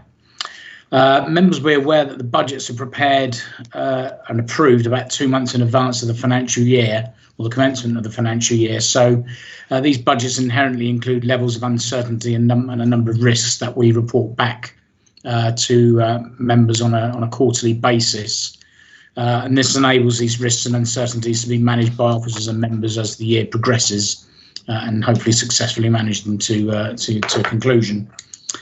So paragraphs 3 to 25 detail the actual to budget variances. I won't go through every single variance because there's quite a lot of them, but I'll draw out the highlights if I may, Chair. Paragraph 5, I make reference to the unbudgeted costs of redundancies, which I think members will be aware of now. We offered up a voluntary redundancy scheme. That cost us £317,000, which we hadn't originally budgeted for in 1920. And this has helped us achieve an ongoing saving of about £490,000 from 2021 onwards. Paragraphs 8 to and paragraphs 15, there are a couple of 2 or 3 items to add together there. We've had an underspend of about £483,000 on specific ring fence grants. These are namely Disabled Facilities Grant, a grant for rough sleeping initiative, and Syrian refugee placements. And these underspends have to be expended on the same schemes that they were granted for in the first place. Excuse me, Chair. Sorry, it hasn't rung all day. So paragraph 22, there's an overspend of £549,000. I'll do my best to explain this in as straightforward terms as I can. It's to do with the recovery of housing benefit overpayments that we've made in year. And this was due to actually a much improved performance in the administration of housing benefit payments. Basically, we are much more up to date with processing change of circumstances in benefit claims. So we didn't overpay as many clients as we've done in previous years. I mean, it's a very difficult budget to predict. It's notoriously difficult to predict because it's influenced by several volatile factors, including the timing and recovery of overpayments and loss of housing benefit subsidy on these overpayments. Paragraph 23, we increased our bad debt provision by £96,000. The council has to review this figure annually every year to make sure that we comply with audit requirements and accounting standards. Paragraph 25, there's a reference there to capital expenditure funded from revenue. That was £242,000 less than the budget, and this was due to slippage on several capital schemes. And that I can cross-refer that underspend to the table, reserves table in paragraph 26. And also it's not explicitly pointed out in the report, you'll see several mentions across the departments, across the acquisitions department, planning and housing departments, where we've had staff vacancies. We've been carrying vacancies throughout the year, which has resulted in underspends of about £100,000. So moving to paragraphs 27 to 29, that shows the council's collection fund performance, and that was very much in line of our target of 98.5%, both for council tax and business rates. And finally, paragraphs 31 and 32 and Appendix A gives you a bit more detail about the capital programme. We underspent the programme by £3 million. You can see on a scheme-by-scheme basis where the underspends were, but the big ticket items, if you like, were £1 million underspend on the temporary accommodation project, or the delay in the purchase of accommodation to offset the cost of temporary accommodation, should I say. We hadn't spent anything as at the 31st of March, but since then we have successfully procured several properties in the Rother area.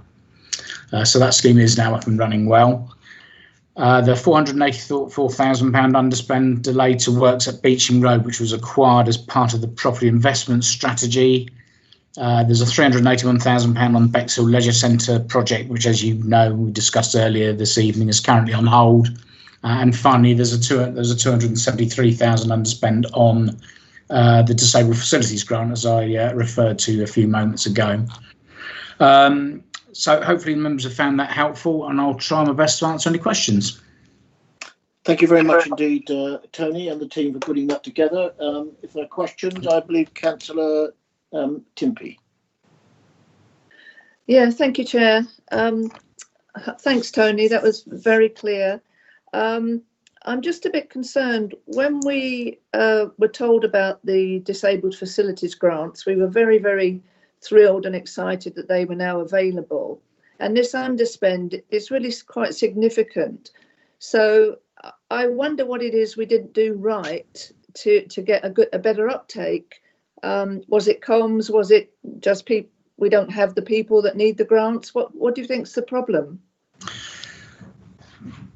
Yeah, thank you, Chair. If I may, I mean, it's very difficult to pinpoint exactly what the problem is, Councillor Timpey. I mean, the Housing Department have undertaken several initiatives. It's advertised on the website, I believe, and I would have to defer to Joe on this particular point of detail, but I believe that recommendations for award of a grant are actually determined in the first instance by adult and social care at East Sussex County Council. But I'd have to say, as I say, defer to Joe on that. So it's quite difficult, I think, for us to say as an organisation why that's the case.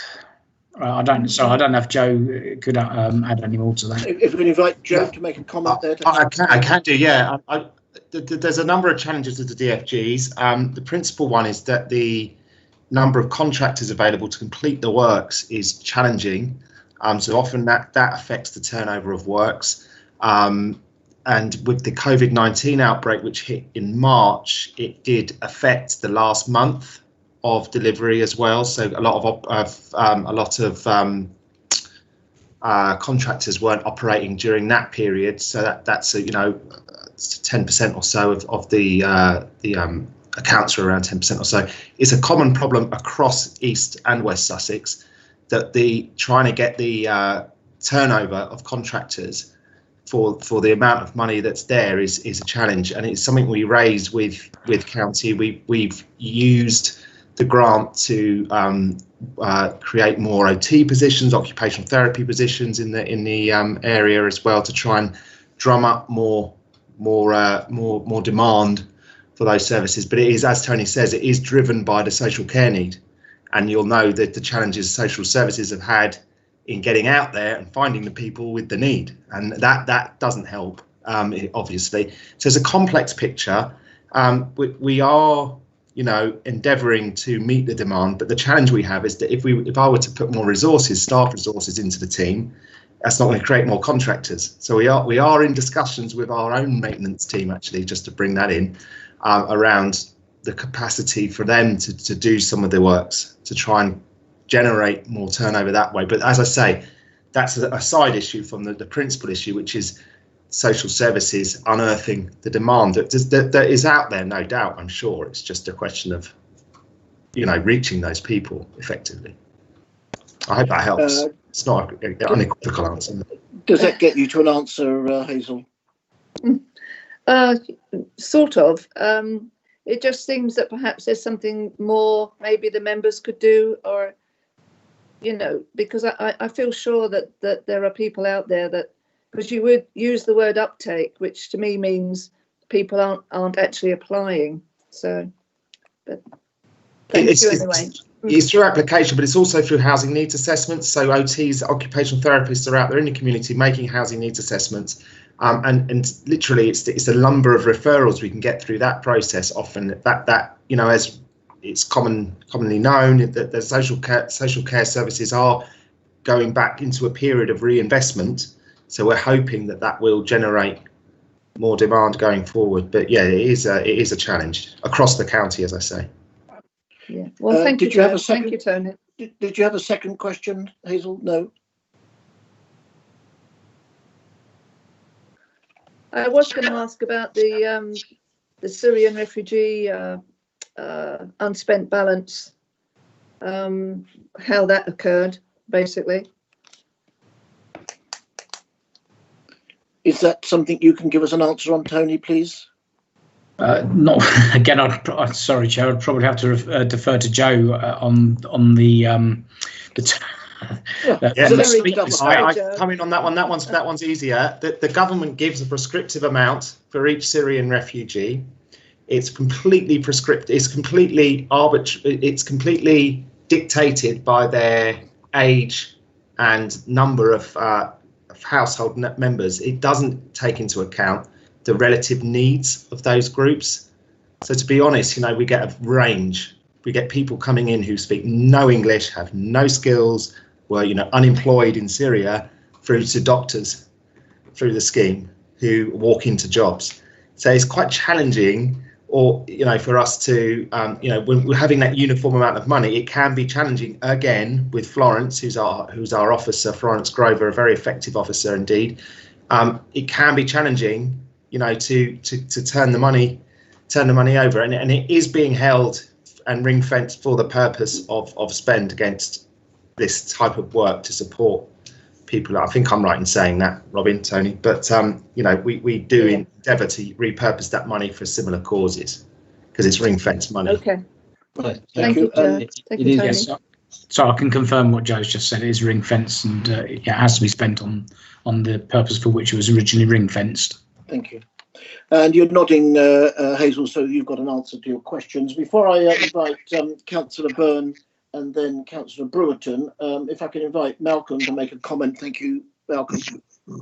Thank you, Chairman. I mean, Joe's covered it all very well. I'd just like to reassure members that in our disabled facilities grant and with the Syrian refugees, we have very, very capable officers and very enthusiastic officers who I can assure members are doing their absolute utmost to make sure that the money goes to the right people as quickly as possible. So, I mean, it's not lack of effort. It is perhaps lack of opportunity at times to actually spend the money, but we keep trying. So thank you, Chairman. Thank you, Malcolm. If I can invite Councillor Byrne. Thank you, Chair. I want to hark back before it gets lost in the sort of overall noise to something that Tony referred to very early on in his presentation. That was our vastly improved performance of the housing benefit team resulted in us having a much better record when it came for housing benefit overpayments. And I think it's very important there that we see how quickly the performance of a team ripples through to us having more money to spend on other things. So I'd hate that to get lost in all the other detail. And I think congratulations should go to that team, the team leaders, and to Joe, of course, for that performance. A second quick point, and Hazel really and Councillor Timpey touched on it. I think ward councillors do have a part to play in this uptake of disabled facility grants. And to do that, we need maybe a bit more training on the criteria, because I know officers do go out into the community, but we are out in the community and can often reach people that they can't. So maybe an update on exactly what the criteria are would enable us to help our officers in identifying people for those grants and maybe spending a bit more of that grant money that's available in places where it's needed. Thank you, Chair. Thank you for your comments, Councillor Byrne. And if I can invite Councillor Jay Brewerton, please. Thank you, Chairman. Referring back to Joe, what you just actually stated is a common problem across East and West Sussex regarding the disabled facilities grant being distributed. Do we know what the decline rate is? How many people we actually reject? Because I know a number of people that basically do get declined that have to approach private charities to actually fund the equipment or the modifications that they need to their properties. In particular, for disabled children, the SEN world, I could point you in the direction of quite a few just in the last 2-3 years. So do we have very stringent criteria? That's my first question. I have one other question as well, please. Yeah, I can come on the first one. I mean, the criteria is dictated to us by central government, so we have, well, very little discretion. And I know Jonathan Eads is very apt to use discretion, in the way you'd hope to try and be as inclusive as possible.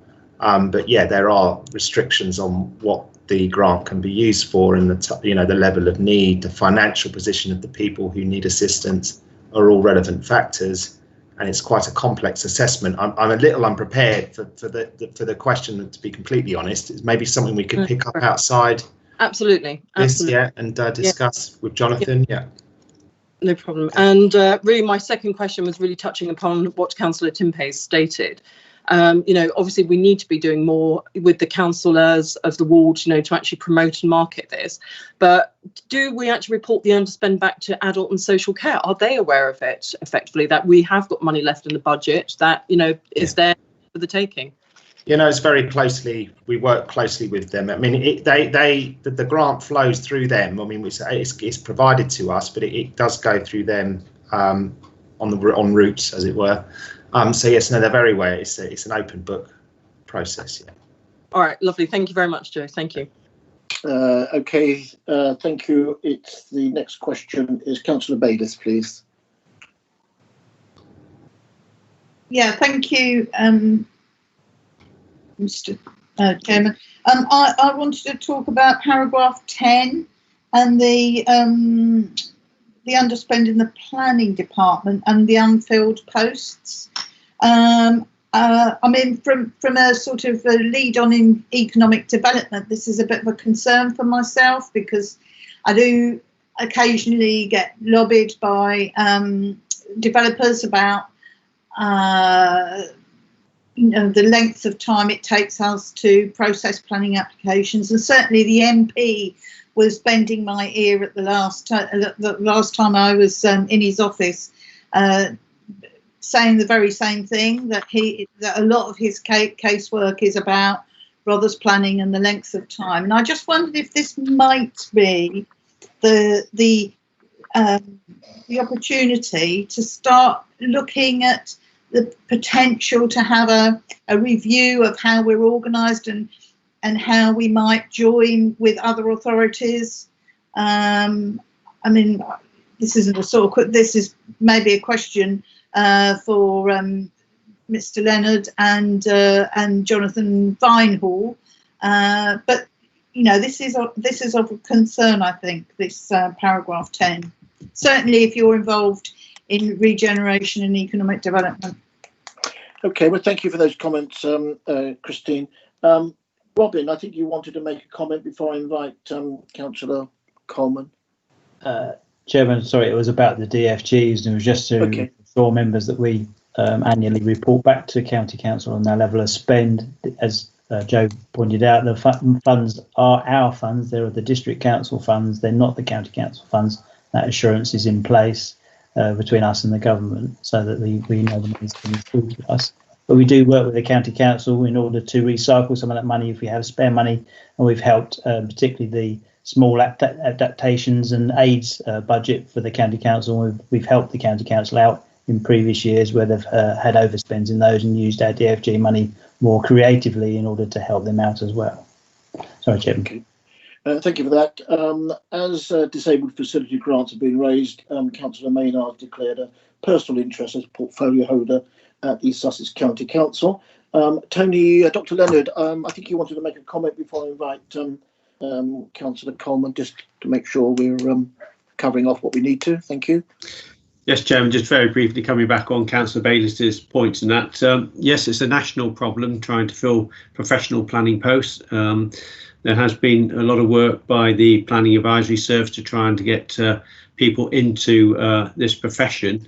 You may know that for a number of years we worked with Brighton University on setting up the planning course some years ago, and we've actually put through a number of staff through those courses to get their qualifications, who have come back into the organisation and are now working their way up through the organisation.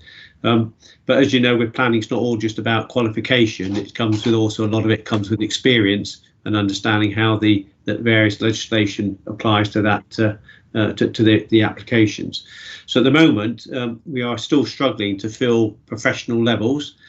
So what the head of planning, along with the chairman of planning, are looking at is trying to change some of the processes within the planning department, so that the work that's being undertaken there is reduced, so that those staff we do have concentrating on getting planning applications through more quickly, and to actually encouraging people, the staff lower down the organisation, to take on more responsibility. So there'll be a report going to the next planning committee to make some of those amendments, and we'll continue reviewing that. In the meantime, we are still advertising for those posts and trying to make them more attractive to get people into the area. I certainly think that with COVID, that there may be scope now for to employ people from further afield acting as planning officers who may only visit the area once in a while to view the sites and that, but they will be able to work on applications from further afield on that basis. So all options are being looked at the moment. Councillor Vinall mentioned a while back about trying to invite people in from Australia in that, and we did have an Australian working us for a period of time. And that has worked well, and we will continue looking at those avenues. Yeah, thank you very much indeed, Tony, for the update on that. And I know that Councillor Vinehall and Head of Planning have been working, looking at all the options that are available out there, and that will be ongoing work. Councillor Sam Coleman. Yeah, thank you, Chair. In terms of the DFG, the Disabled Facilities Grant, in my experience, there seems to be an issue with perceived accessibility, where I think a lot of residents, and certainly the residents I've spoken to, have seen the process online on what they're meant to do and sort of decided either that's too complicated, it's too much effort, or there's a perceived notion, because they've heard stories like Councillor Brereton has and like I have, that they're not going to get it anyway, they won't qualify, you know, they don't want to take council money, taxpayers' money to do these things, they, you know, and so I think there is a lot of issues around accessibility, or at least perceived accessibility, and I don't know if there's a way we could either advertise it more readily, or and I know that that brings risks with it, but if there's a way we could make it certainly seem more accessible to people so that they're more likely to apply for it, because I know there's a lot of people that need it that don't get it.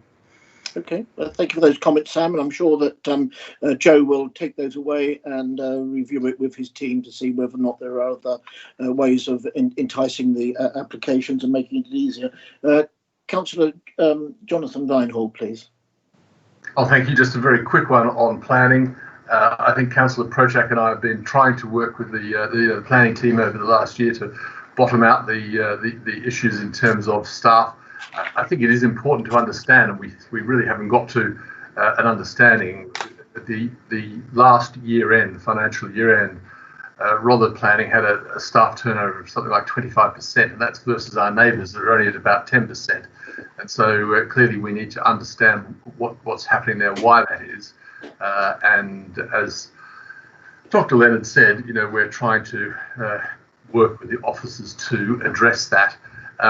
But I actually thought this was a discussion on the revenue budget as opposed to the planning or other subjects. So there you go. And on that note, I would say thank you to Robin and his team, because I know that he's worked with a number of us over the year with a number of the lead members to try and resolve the issues which were in the budget, and there was unfortunately £1 million error, but he has actually worked around.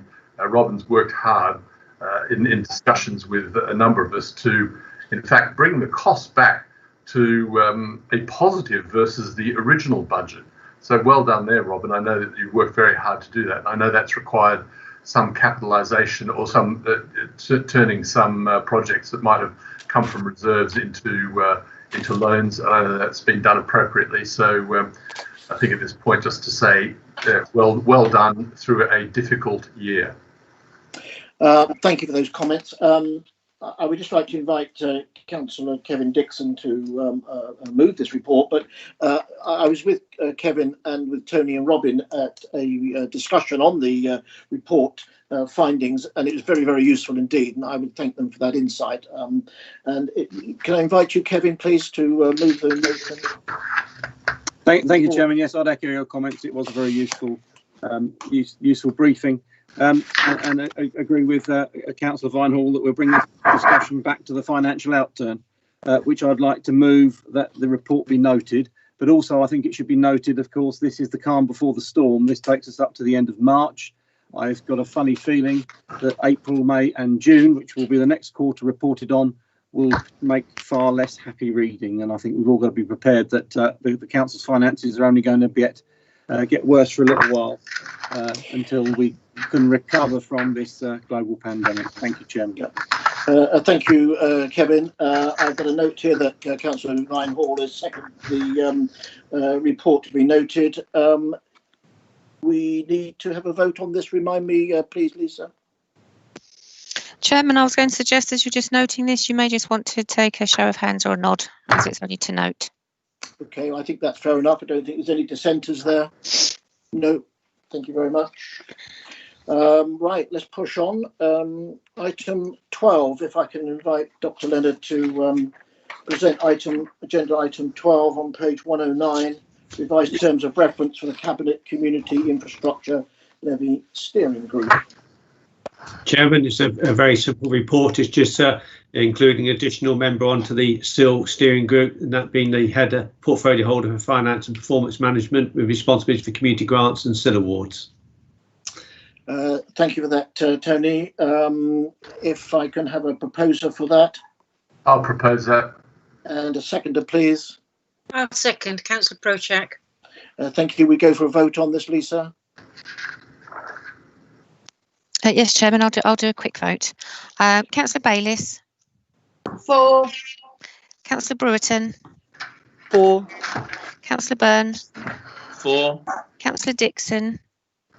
I like elections where you can vote for yourself. For. Councillor Field. For. Councillor Oliver. For. Councillor Prochak. For. Councillor Tempe. For. Councillor Vinehall. For. That's carried, Chairman. I wonder if we can take a break here. My puppy dog wants, and I believe that Councillor Bayliss has asked for a break as well. So can we have a 5-minute break, please?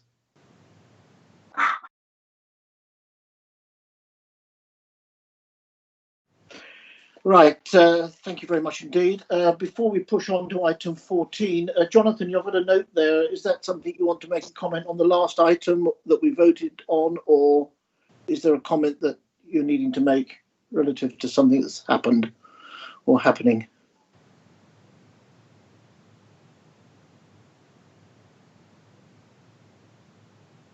Perhaps you've just confirmed me he wanted a break.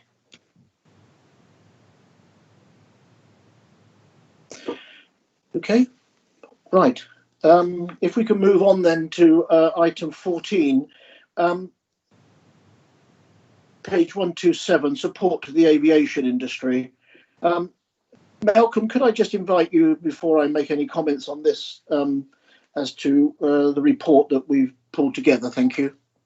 Yeah, thank you, Chairman. I think this report does cause a certain amount of angst among members due to the sort of obvious environmental impact that the aviation industry actually causes. But I think there is, again, another view, which is around the number of jobs that actually rely on that industry, not just directly, but also indirectly. So I think the reason for putting this up to members tonight was to sort of say, this is a slight dilemma, but I think there's a possible short-term gain for, over a period of time. But you will, from the original amendment that was made, we did add the last bullet point, which is, while recognising, supporting the employment provided, the environmental impact of aviation is significant, and we would encourage the industry to work with government to reduce this impact through the development of more fuel-efficient aircraft and a clear commitment to reduce greenhouse gas emissions from airport operations. And I think that is an acknowledgement that, yes, there is a short-term impact, but there is obviously a very, very serious impact on jobs if that industry was to collapse. So I think, Chairman, that probably introduces it, and leave it to members to raise issues, if I may. Thank you, Malcolm. Yes, I knew this would create quite a bit of interest, but I felt that it was important to deal with it this way. I wanted to deal with it this way, to be very inclusive of all members, and to defer it till September. An awful lot of water can go under the bridge between now and full council in September. So I was guided by the executive directors that this is a way that we can bring everybody together to identify their feelings towards this. And I think we've all committed ourselves to the climate emergency. We know exactly where we are on that and what we can do to enhance that within Rother. This caused me real concern with regard to the number of tens of thousands of jobs within our county, which needs to come out of this awful dilemma that we're in with COVID-19, and we're not out of it yet, and who knows what the future is going to be. So I think it was so important that we identify the economic impact, perhaps as quoted, downturn the worst economic downturn for decades, and it's going to get worse, perhaps. Who knows? So I really wanted to feel that all members could be involved in this, and I would then invite Cabinet to support the views of members, which has indicated support for this motion. Can I just leave that with, I think Councillor Byrne would like to make a comment. Councillor Ricky Cook has redeclared her interest in this. Thank you. Councillor Byrne. Thank you, Chair. Yes, I think it's very important that we don't lose sight of the last point that's been included, saying that we are going to continue to look at the environmental impact of the aviation industry. This is very much a global support. We have an industry that's really dying, or could die unless we support its resurrection in some form. Doesn't mean that we're saying we support its resurrection in its old form. We might well have future motions or be in a position to actually make some changes that will push the aviation industry into, let's say, having totally electric transport all over the airfield, and the planes being the only things with fossil fuels. But we have to go for the art of the possible. So I'm happy to support this in the terms of jobs and recovery, but I'm very happy to see this last point that is saying we will at no point lose sight of the environmental impact, and that doesn't by any means means that this council, I'm sure any council, would give the aviation industry carte blanche to just carry on as it was. So it's under those conditions and with that last point that I'm happy to support it. Thank you. Councillor Brian Drayson. Thank you, Chair. Following on from Councillor Byrne there, it was nice to see that item 7 was added. I believe the wording of this came from the GMB, so I would like to suggest an amendment to the very first paragraph, because I see throughout they're careful to refer to the aviation industry, and yet in the very first paragraph they refer to the airline industry. And we're not about necessarily supporting airlines, we're about supporting people who work in the aviation industry. So, and because it won't be going to full council, I'd like to suggest an amendment that airline gets changed to aviation, and then where it goes on to say which employees, it could be which directly and indirectly employs tens of thousands of people across London and the South East. I just wanted to get it back to the aviation and not the airlines. Okay, thank you very much for that comment. I think that sounds quite sensible to me, and I would like just to invite Councillor John Barnes.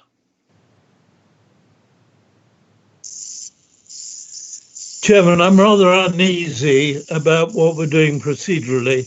I really don't think that a Cabinet should be taking a motion that is not ad referendum to the Council, so we can all have a look at the wording in some detail.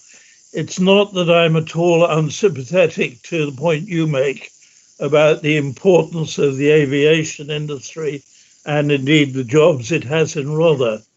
But we are doing a number of things. We are singling out one industry when quite a large number of industries have actually been hit, all with workers in Rother, and somehow we're picking this one out and saying we're going to give it special treatment. There are problems around whether it will ever be the same industry again, because although freight actually is likely to go on, I can't see the holiday industry being quite the same again. That's partly to the benefit of us and partly to the loss of a lot of our electors. But it does seem to me that the green agenda here is quite important, which picked up partially.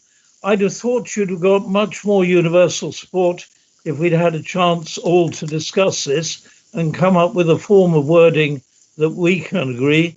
This is very much a union-oriented motion, and actually our concern is really about the jobs that are going to be affected.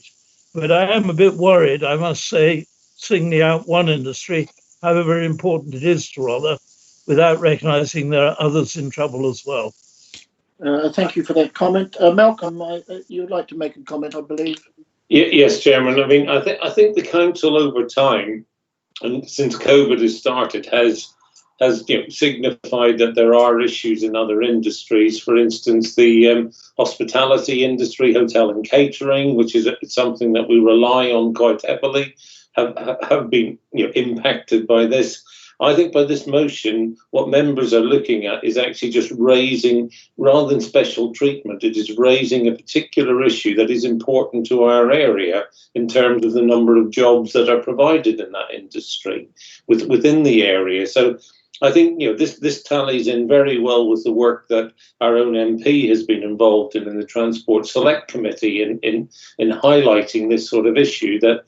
Yes, it is a damaging industry. That is true. Yes, there is a long way to go, but we need to recognise the now, and the now is there are a number of jobs at risk due to the threats to this industry. And I feel through this motion, members are actually raising that to government and saying we support the plight of this industry as we've supported the plight of other industries. Thank you, Chairman. Thank you for those comments. Councillor Catherine Field, please. Thank you very much. I was very interested in the phrase, we have a slight dilemma. I think we have an enormous dilemma here. I thoroughly applaud the need to preserve jobs and to look after workers. But throughout centuries, we have known that whenever there's been an industrial or a technological change or revolution, jobs have been lost in one area, but more jobs have been created elsewhere. So there's always been a net gain of jobs, albeit not the same jobs. I would hesitate, or actually, no, I wouldn't hesitate. I think that the most fuel efficient aircraft are those which do not fly internally over places where there are rail connections, for example. I think lockdown has given us a chance to really sit back and think about the way we live our lives and the way we travel and the way we operate, and accept that things have got to change. And it's not just a question of tweaking at the edges, being a bit more fuel efficient, being a bit more electric on an airport. It's about a radical rethink of the way we get around and our need to travel. We could, for example, or we should, for example, be encouraging people not to go away, but to stay here and come to our beautiful county. We should be supporting our hotel and catering industry and our hospitality industry. We can do all sorts of things to help that. We can, at very little cost, for example, help hoteliers learn foreign languages. We can help people get from points of entry by land or sea to where we want them to be to spend money here. So it isn't all about aviation. And we have, you will remember, only a few items ago, agreed the way forward with our environmental strategy. And that talks about fuel efficiency. It talks about losing carbon, our relationship with carbon fuels and fossil fuels. I cannot in all conscience support this, which is not about jobs in my mind. It is about propping up old technology. I can't support this, having agreed only an hour or so ago to our new environmental strategy. So I'm afraid, however it's dressed up, it doesn't get my support. Thank you for those comments. Councillor Christine Bayliss. Yes, I support the motion and will second it. I don't know if it's been proposed yet, but I would like to second the motion on the basis, I think, that a lot of our industry certainly in the sort of north end of Rother, has a direct connection with Gatwick Airport and with those jobs.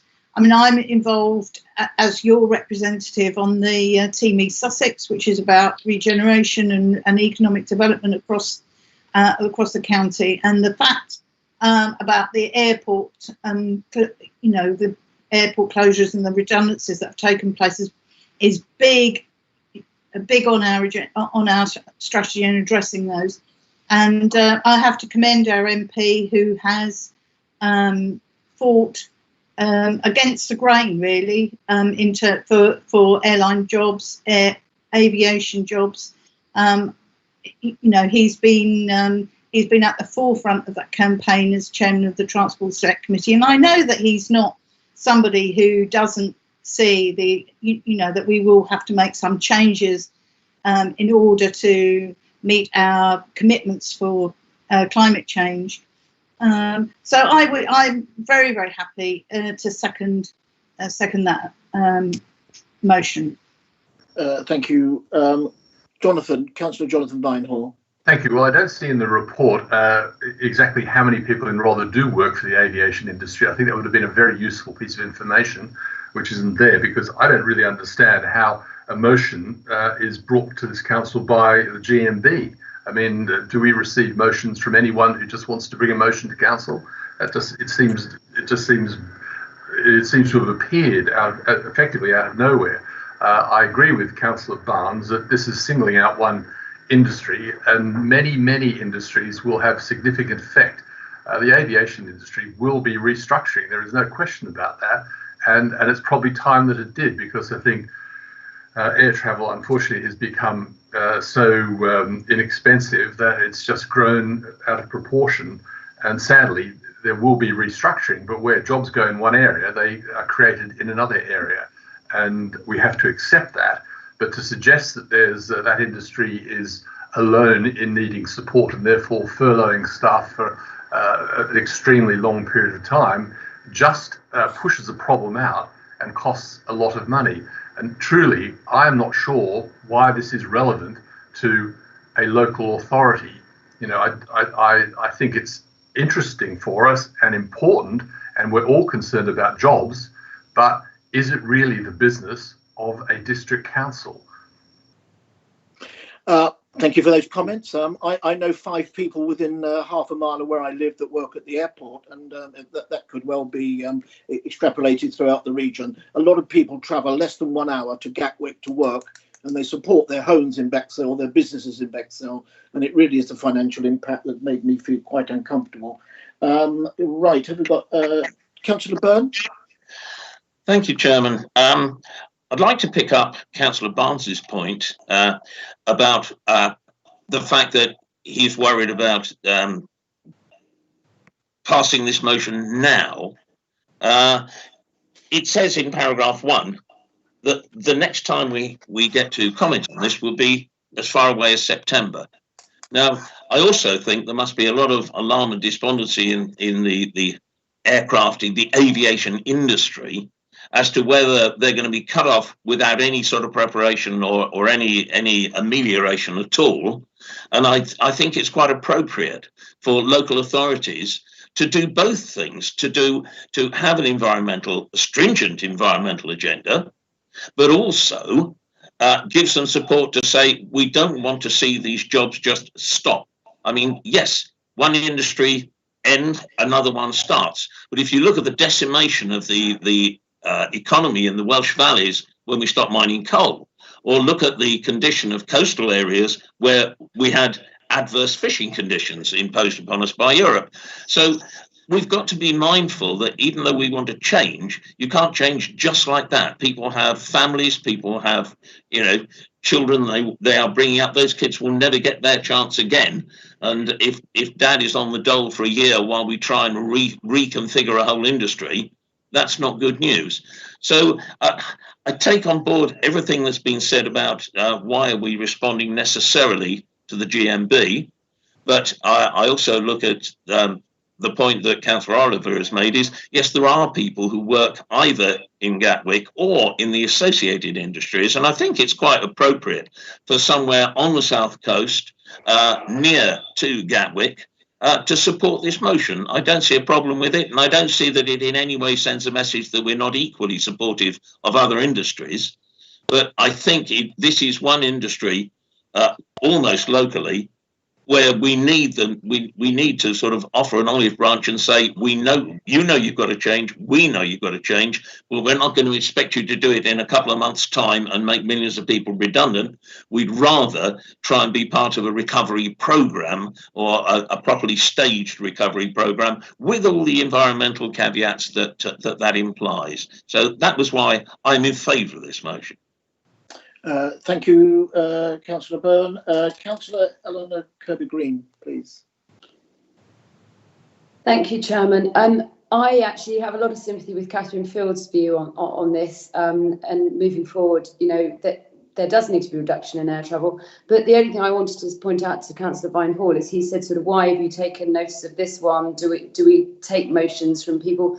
Well, when we were in Power, we got a huge amount of motions from GMB and various people like that. And generally, they didn't come to council, because if you took notice of everyone that was sent to you, yes, you'd be sitting talking about these all the time. So that to answer Councillor Vinehall's question, yes, you do regularly get motions from bodies, and it's up to obviously the administration to say whether they want to do anything with them. The only thing I would say is, as it's come to Cabinet, and I don't have a problem with it coming to Cabinet, but I would say that it really should be, if it's approved, it should be on behalf of the Cabinet are approving it. I don't think the Cabinet should be approving it on behalf of Rother District Council.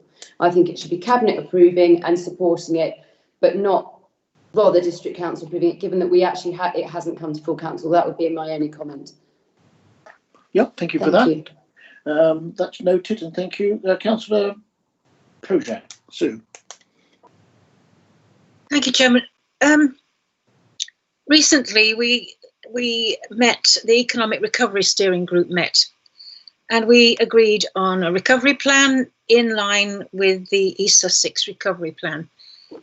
And ambition 4, expand low carbon transport and energy infrastructure. And Councillor Byrne is trying to ride both horses at the same time, because we can't just ignore what we have already agreed. And many employment sectors have and will suffer, and will certainly need government support. And our MP, as already been said, our MP is already asking questions in the House and really working hard to support the airline staff. And over time, many industries have had their time, and new directions have changed once the damage to humans and the planet has been discovered and known.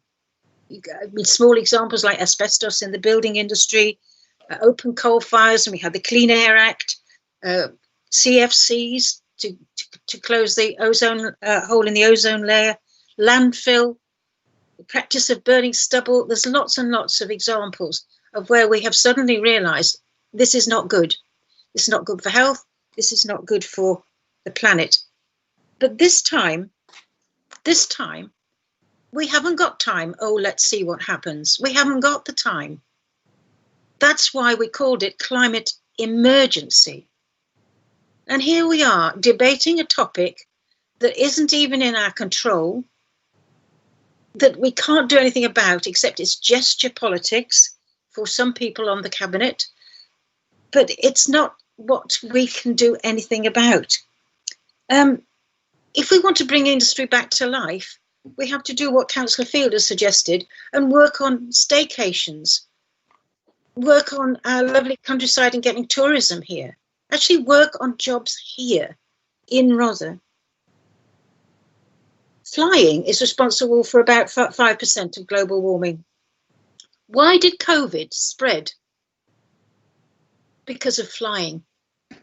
People going round the world. Mile for mile, flying is the most damaging way to travel on the planet.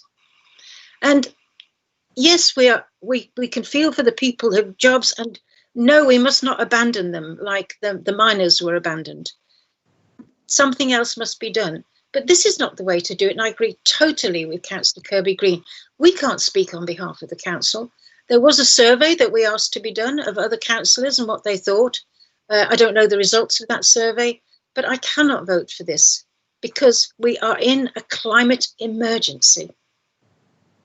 Thank you for those comments. The survey that was undertaken, there were 23 in favour of the motion, there were 5 against the motion and 1 abstention, and there were 9 non-returns.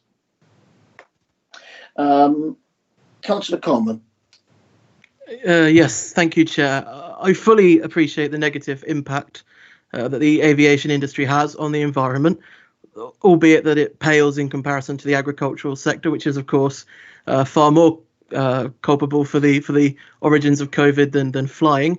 However, I fear my colleagues from the Climate Emergency Steering Group are mistaking climate control and pipping climate control over climate justice. I agree that unless rapid innovation occurs to make aviation eco-friendly, we should be seeking transition from aviation to green jobs, but that transition must be a just transition. And I question whether members, and Councillor Burns stole my thunder on this, whether members would be so keen to advocate for job losses in a carbon-heavy sector if that sector were to be coal mining, because we saw what happened to communities when Thatcher closed the mines. Coal mining is like aviation, not climate-friendly, but without a just transition, the risk to jobs and to communities is just too high. I don't believe for one second that this government during this pandemic will be able to or want to provide the like-for-like green jobs needed to avoid aviation workers plummeting into poverty. And so I believe there is no choice but to support this, to support the workers. And on Councillor Barnes' point, in terms of singling out just one industry to extend the furlough for, well, the answer then isn't to not to advocate for that, but to advocate for the extension of furlough across all the industries where workers are struggling and suffering, rather than pulling that rug from under them. Thank you, Chair. Thank you for those comments. And I can invite Councillor Paul Cortell. Thank you, Chair. This is a short-term issue at a time of severe economic downturn and prospective mass unemployment. Sorry, I've just realised, Chair, I forgot to redeclare my interest as a member of the GMB trade union and also a counter-interest as a small monthly donor to Greenpeace. As Councillor Burns said, the downturn in the airline industry is much too fast, and as Councillor Coleman has said, it's got to be a just transition. Speaking personally, I'm apprehensive about flying at present because of the increased risk of catching COVID-19 while breathing recycled air on a flight. And I don't think I'm alone in having that fear about flying at present. And until public confidence is restored, this industry really needs our support. Last night, I heard the Director General of the Confederation of British Industry, Caroline Fairbairn, state on Radio 4, more help is going to be needed for those sectors that cannot open profitably now. And the aviation industry is certainly one of those sectors and a major sector. Redundancies in the airline industry, as Councillor Burns said, affect jobs in the supply chain, including aircraft manufacturing, aircraft maintenance, baggage handlers, check-in staff, staff in the airport hospitality industry, drivers to airport access, to the airport access in the airport access industry, just to name but a few. Because of the delay this industry has in returning to life, I think that continuing 80% furloughing well beyond Saturday is essential for employees in the aviation industry. And ending furloughing is likely to create enormous economic devastation in Crawley, and the ripples will extend to a lesser extent. The effects will be arrears with mortgages, arrears with rent, possible evictions legal from the Saturday, and the ultimately dependency on food banks, the loss of a family home, and perhaps ultimately living on the street. We need to avoid this downward spiral, and I would caution against the well-intentioned environmentalists who, by opposing this motion, are likely to massively increase unemployment and hardship for many. Thank you for those comments. I will invite Councillor Brewerton before we tie in this particular debate. Thank you. Apologies, sorry, I've got children in the office, kittens and dogs at the moment, so it's a bit chaotic. If I get photobombed, I do apologise. I can see both Councillor Sue Prochek's and Councillor Field's arguments for, greener airspace travel. We need that. We absolutely do need that. And I'm sure that there is probably a Tesla plane in production somewhere, on this planet. However, I was for this motion primarily because there are 36,000 staff who work just within the airport and thousands more who work on the airlines. It represents over a third of the working population of East Sussex. We have a number of, companies which are tied into Gatwick Airport, whether it's airport maintenance, whether it's providing food for the airlines, whether it's, running lost luggage around the country. There are hundreds and thousands of other individuals whose businesses depend on Gatwick Airport operating. I agree, there's a number of industries that we need to look at where we are supporting those industries. As someone just pointed out, this is a short-term measure for just under a year. So I would like to see this motion proposed and go through at the moment. So, thank you for those comments. I've got a seconder for this. Have I got a proposer? I believe. Yes. Thank you. I'm happy to propose the motion, Chairman.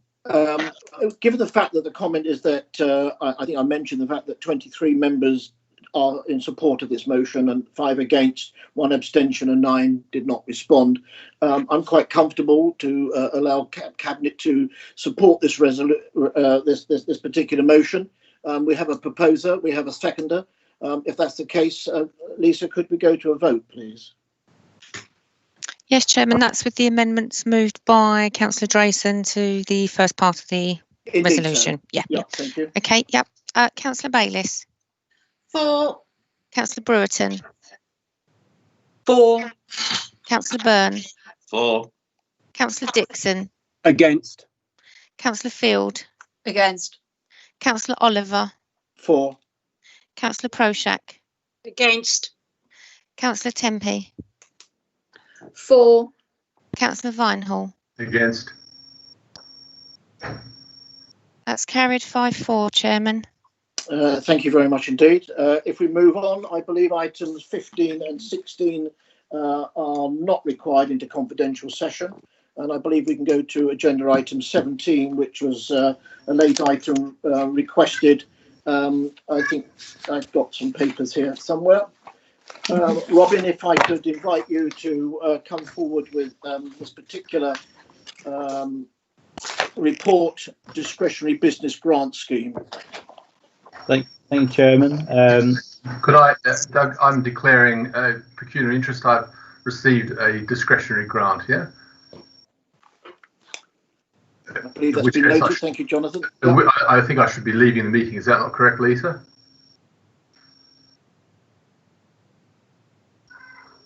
Sorry, do you have a pecuniary interest in the actual report before us today? Well, I've received a discretionary grant. And will this new scheme give you the ability to apply further? No. You don't have to leave. Yeah, I think you'd be okay to stay in, Councillor. Okay. Could I just redo my declaration of interest? I mean, I don't qualify, but I have a business that's based in Rother. Okay, if we can move forward. Okay, Chairman, I'll just briefly introduce this. The urgency for this report was really because the government have just announced that they are closing the 3 business grant schemes as of the 28th of August. So, through this round of this discretionary scheme, our discretionary scheme, there was a few areas of the a number of applications where our scheme didn't support those; they weren't eligible. And therefore, given that we've achieved a fair bit of money out the door, nearly £1 million, and we've supported a number of businesses through the scheme, number 76, I think it is, been supported through the scheme, it was sensible, I thought, to come back to members with a expansion of it to include some other areas which we found through the application process. And those are set out in paragraph 3 of the report. Hopefully the report is fairly self-explanatory and we can answer any questions that members may have. Thank you. Right, thank you. Are there any questions on this report, Robin? I'm just checking the list here. Is that Councillor Sue Projan? It is, Chair. Thank you. I'm glad this third tranche has come forward. I did send a query, I think, to you, Robin, about a company here in Rother who are an event hire company, and obviously everything came to a full stop, lockdown. They have premises but didn't qualify for the business rate relief because their premises were too bigger than the limit. They didn't qualify for the second lot, but I did send you a clip of the Chancellor saying that entire companies are included within leisure and hospitality. So I just want confirmation that this company will pay business rate, pay tax, and employ people. Will they qualify for this third tranche? Chairman, just to clarify with Councillor Prochak, we did check that company. They hadn't applied for the discretionary scheme as it was drafted. They would be entitled under this extension because it does cover entertainment industries, which obviously events would fall within. Thank you very much. Malcolm, please.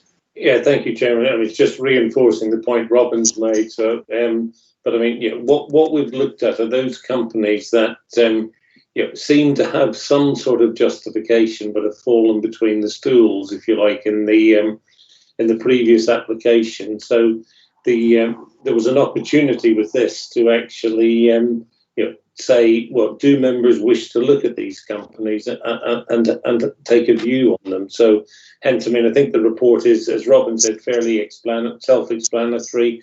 I think it is important that we have a degree of discretion that is mentioned in there, because obviously every time you look at people that fall between the stools, you seem to find a few more along the way. So it's about making sure we pick those up in this period of time. Thank you, Chairman.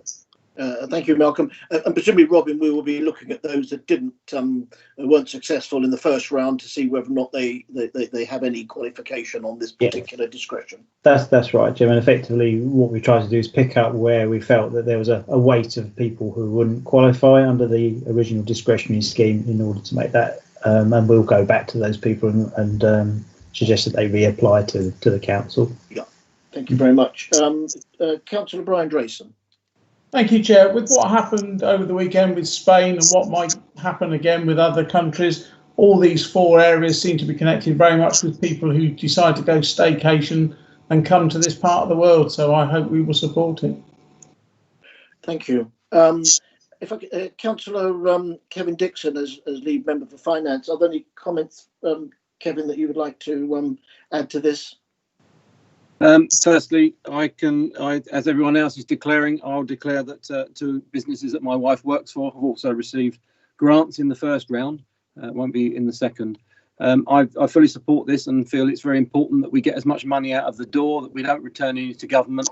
It's in the district's best interests to actually support our businesses. So I welcome this and the speed which it's come to us. It's excellent, and we'll get the rest of the money out into the community. Thank you. Yep, thank you for that, Kevin. And we don't want to be sending money back to the Treasury if we can use it for the benefit of our residents. Councillor Christine Bayliss. Yes, thank you.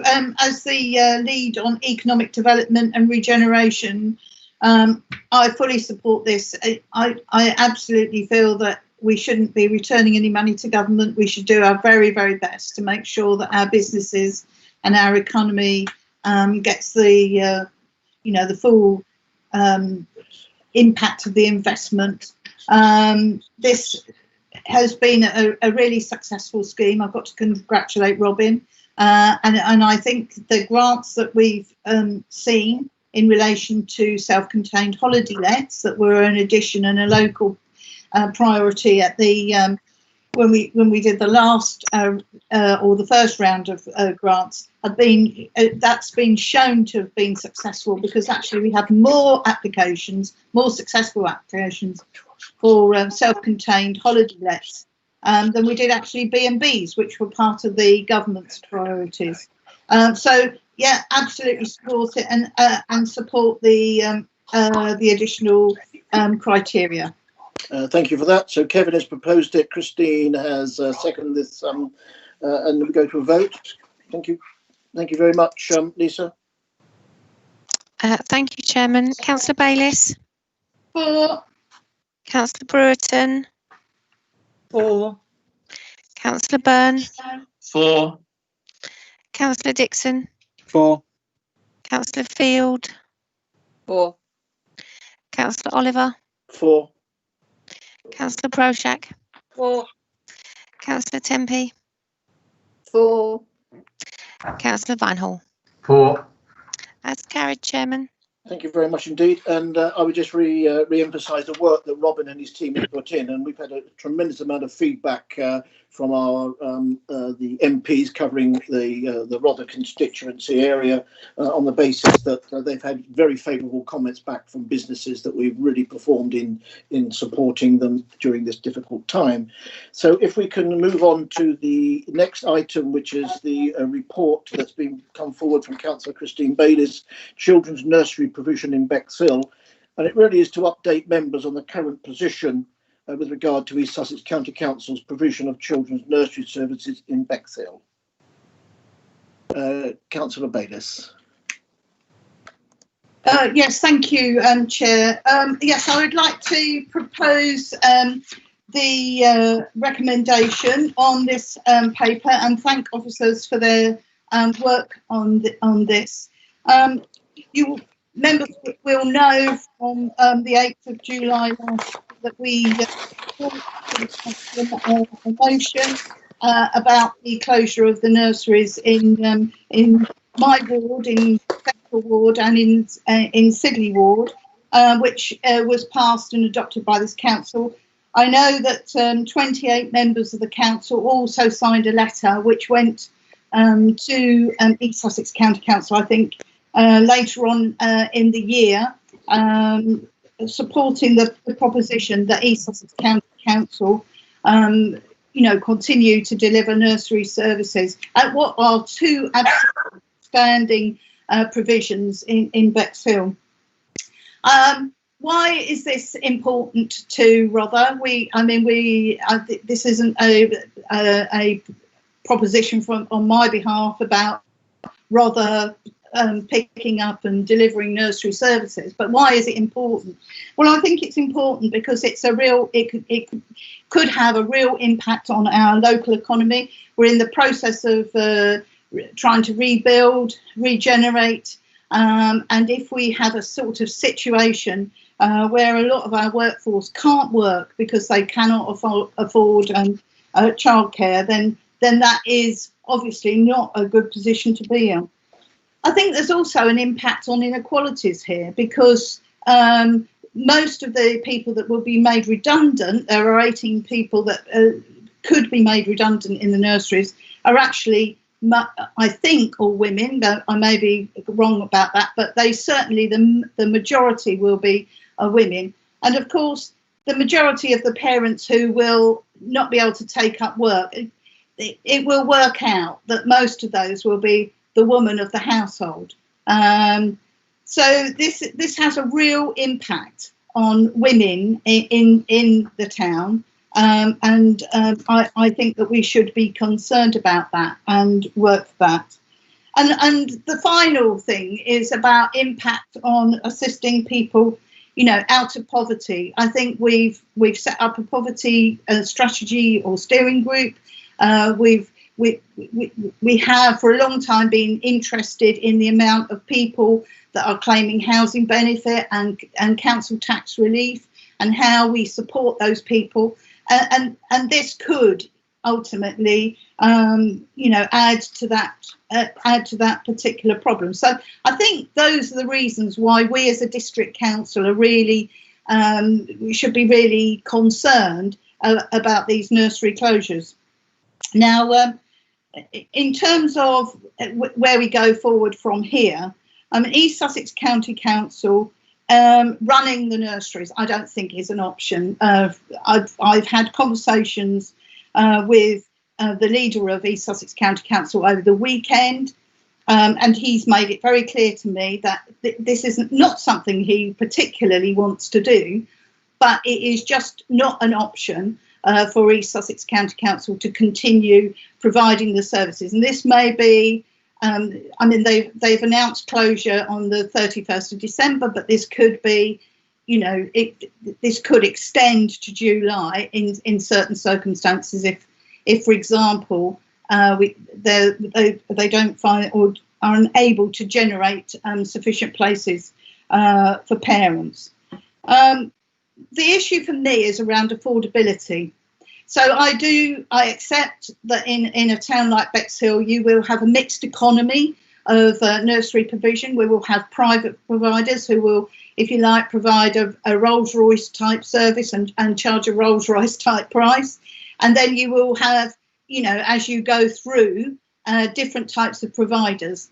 And I think taking these two particular nurseries out of the system means that they, if you like, at the affordability end, we will be losing a substantial number of places. So I think the number that we've got is 164 children on roll. That's probably dropped now because some kids will obviously have gone, will be going on to school in September, but that the number of places is quite considerable.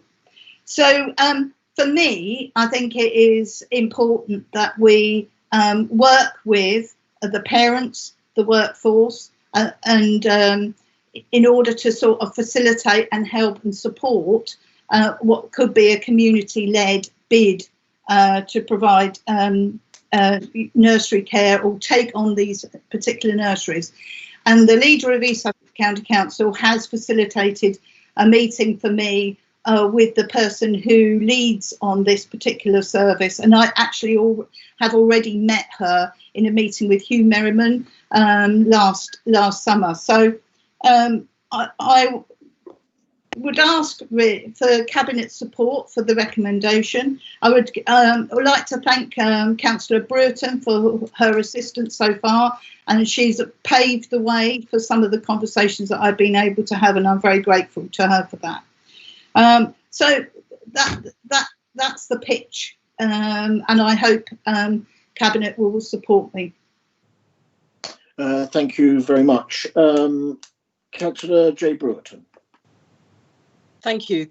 Thank you very much, Christine, for the acknowledgement too. So I just want to point out parents of preschool age children are 10% of the UK workforce. There's actually a 14% difference in women who are in the workforce of school age children, being an increase over the age of 6. A report by Gingerbread, the charity for single parents, state the lack of affordable and flexible childcare prevents them from working. 41% of single parents found it difficult to meet their childcare costs in 2018. That figure's actually increased, Gingerbread believe. I contacted them today. So over 50% of parents have had to borrow money to cover their childcare costs. These demographics, national demographics, are reflected in Sidley and the town centre. And I do believe with demographics I've received from a lot of voluntary action over the last 18 months, they are probably even higher. Representing the sun world of children, there has been campaigns for years to actually level the playing field to tackle the inequality faced by parents of disabled children who cannot access suitable childcare. Many private nurseries cannot afford the highly skilled staff with advanced SEND certification to care for children with disabilities. I myself was in that very position where I had to place my child at Signets because that was the only possible childcare I had locally other than Glime Gap, which was for complex special needs. Too many parents of disabled children are unable to work the hours that they want to because they cannot get equality in childcare. So many children are denied the opportunity that childcare support brings to them. They are denied childcare equality. Signets and Rainbows provide high quality, affordable childcare. They have an amazing accolade of each being an outstanding nursery by Ofsted. These two nurseries are assets in our community, and I've been very passionate for the last year alone to actually ensure, their survival. My kids went to Signets, so 8 years I've had at Signets. There is play equipment. I'm heavily emotionally invested in Signets because I lost my youngest daughter. There is play equipment, which is in the playground of Signets Nursery, which I donated in memorial to her. What I have been doing the last few weeks is actually seeking how we can actually prevent the closure of these two, amazing nurseries. I have actually, they have a commercial value. I've had expressions of interest from other childcare providers. Even during this meeting, I have had yet another one. I am emotionally invested in ensuring that we do what we can to ensure these remain for the parents. I've had multiple conversations with East Sussex, both with Keith Glazier and the lead on Cabinet, Councillor Sylvia Tidey. I've been seeking for the last few weeks ways in which we can ensure retention of childcare services at both sites. I was aware with the closure of Little Common Nursery, run by FSN, it would add to the pressure of places already in the area, and also the existing situation with COVID-19 and the situation with social distancing bubbles and cleaning, that there may be even less spaces. Due to my inquiries, East Sussex took on an emergency review last week.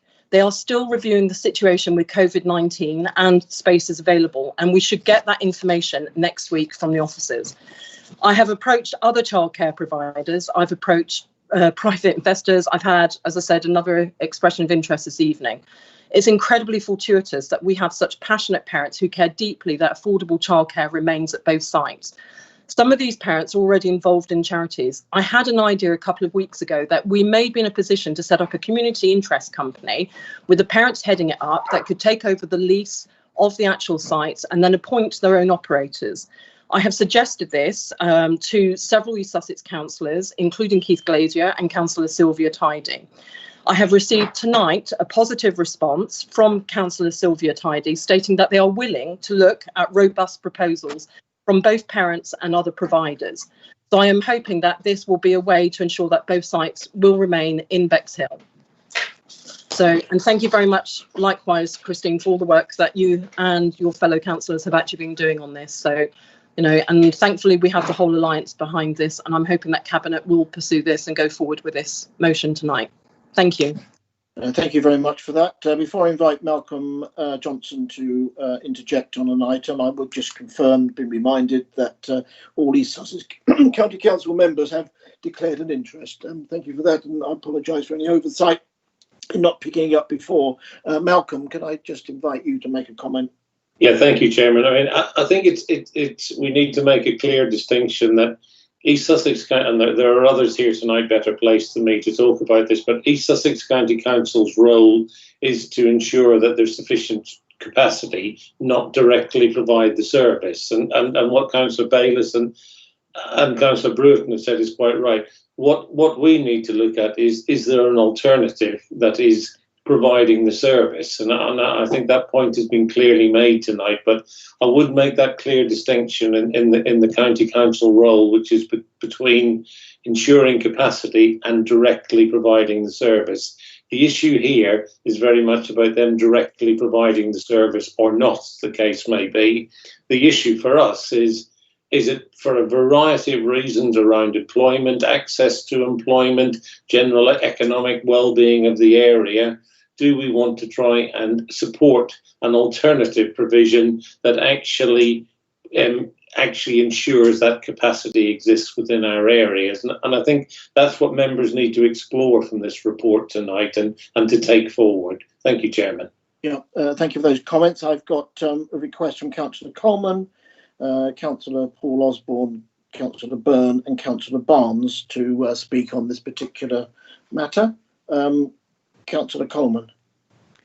Yes, thank you, Chair. I speak both as the newly appointed Rother spokesperson for young people and child poverty, but also as a ward member in Sidley, where one of these nurseries is an incredible nursery, an outstanding Ofsted rated outstanding nursery that has provided the best care for my residents' children. And I think the points need to be made that, you know, East Sussex decision to offload these outstanding nurseries was already the wrong thing to do. We agreed that.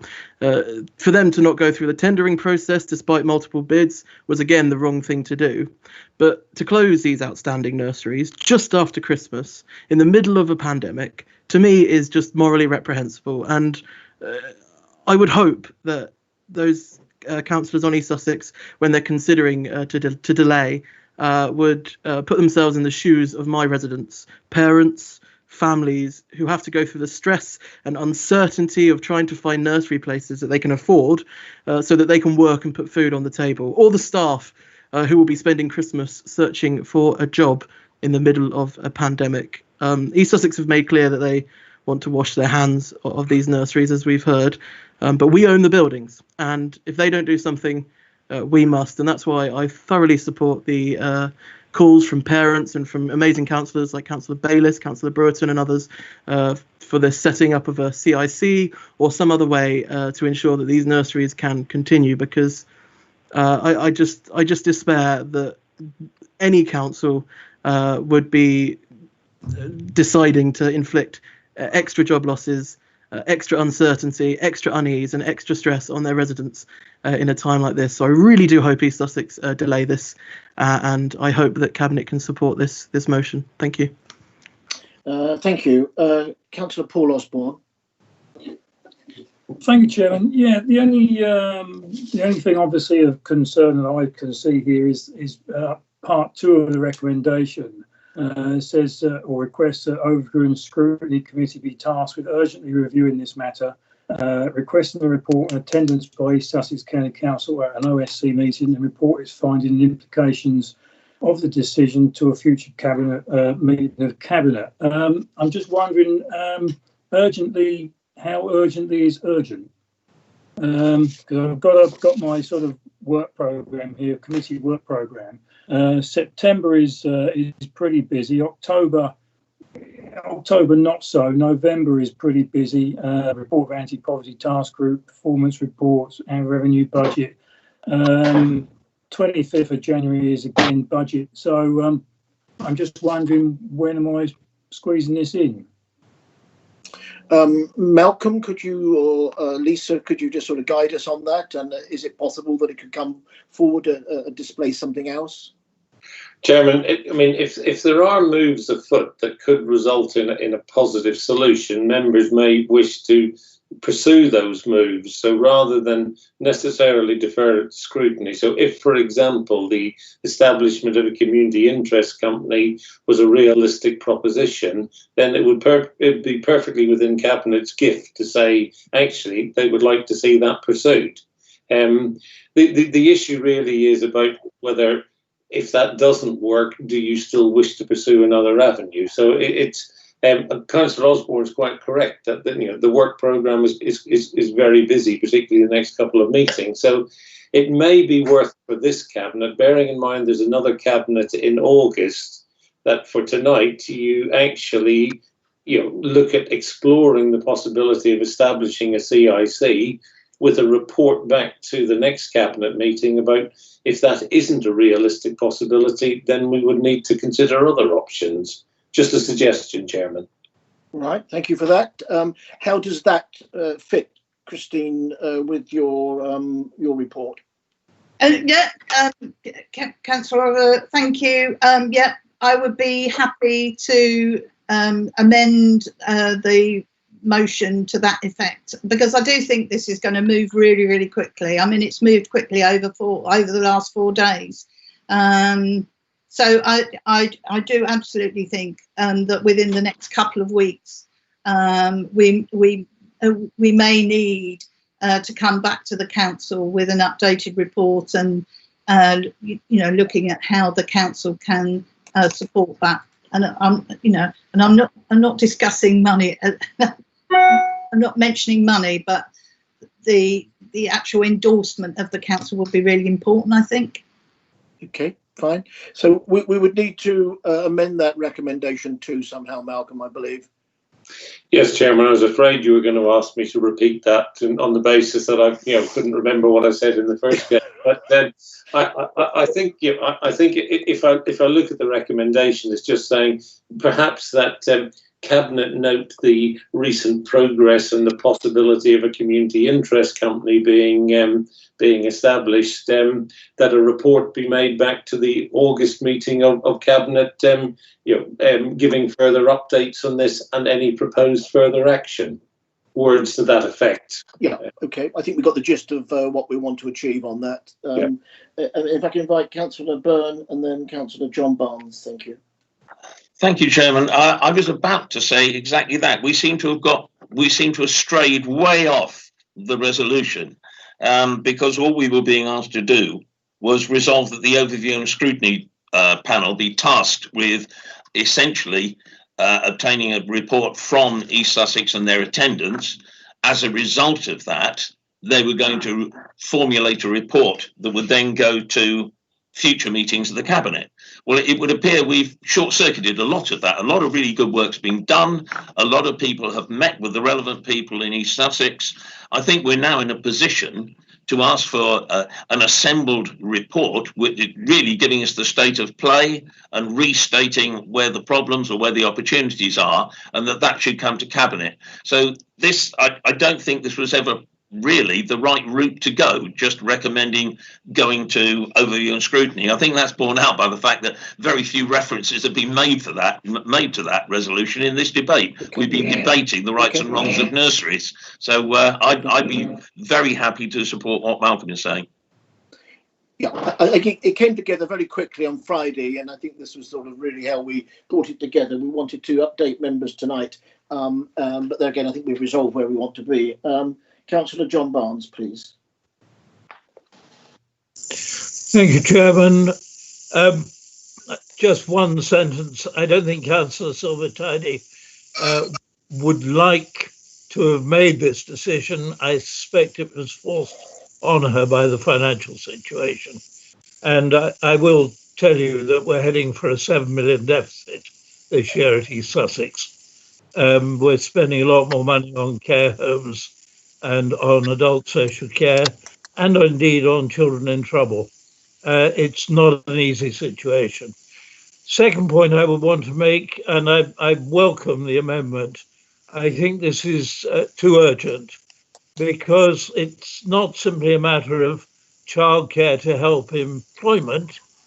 These children themselves will not get a good start in life. One of the worst graphs I have ever seen was a study in Nottinghamshire which showed children their attainment levels going up if they were at nursery school.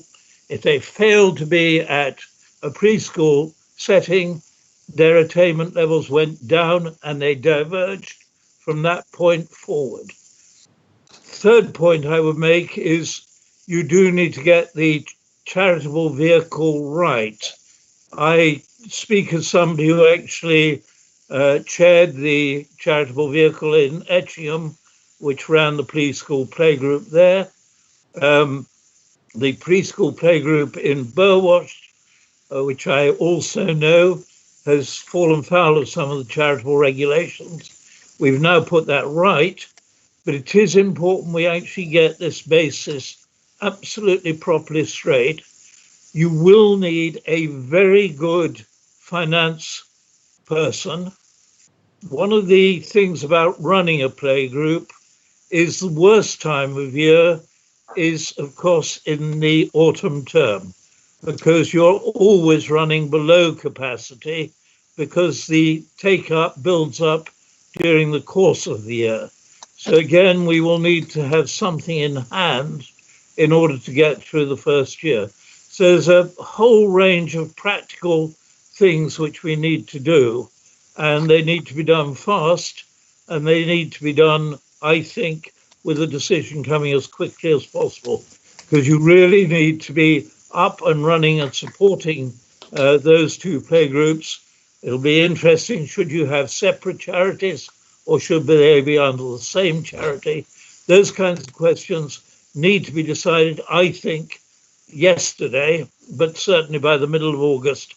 So please get on with it.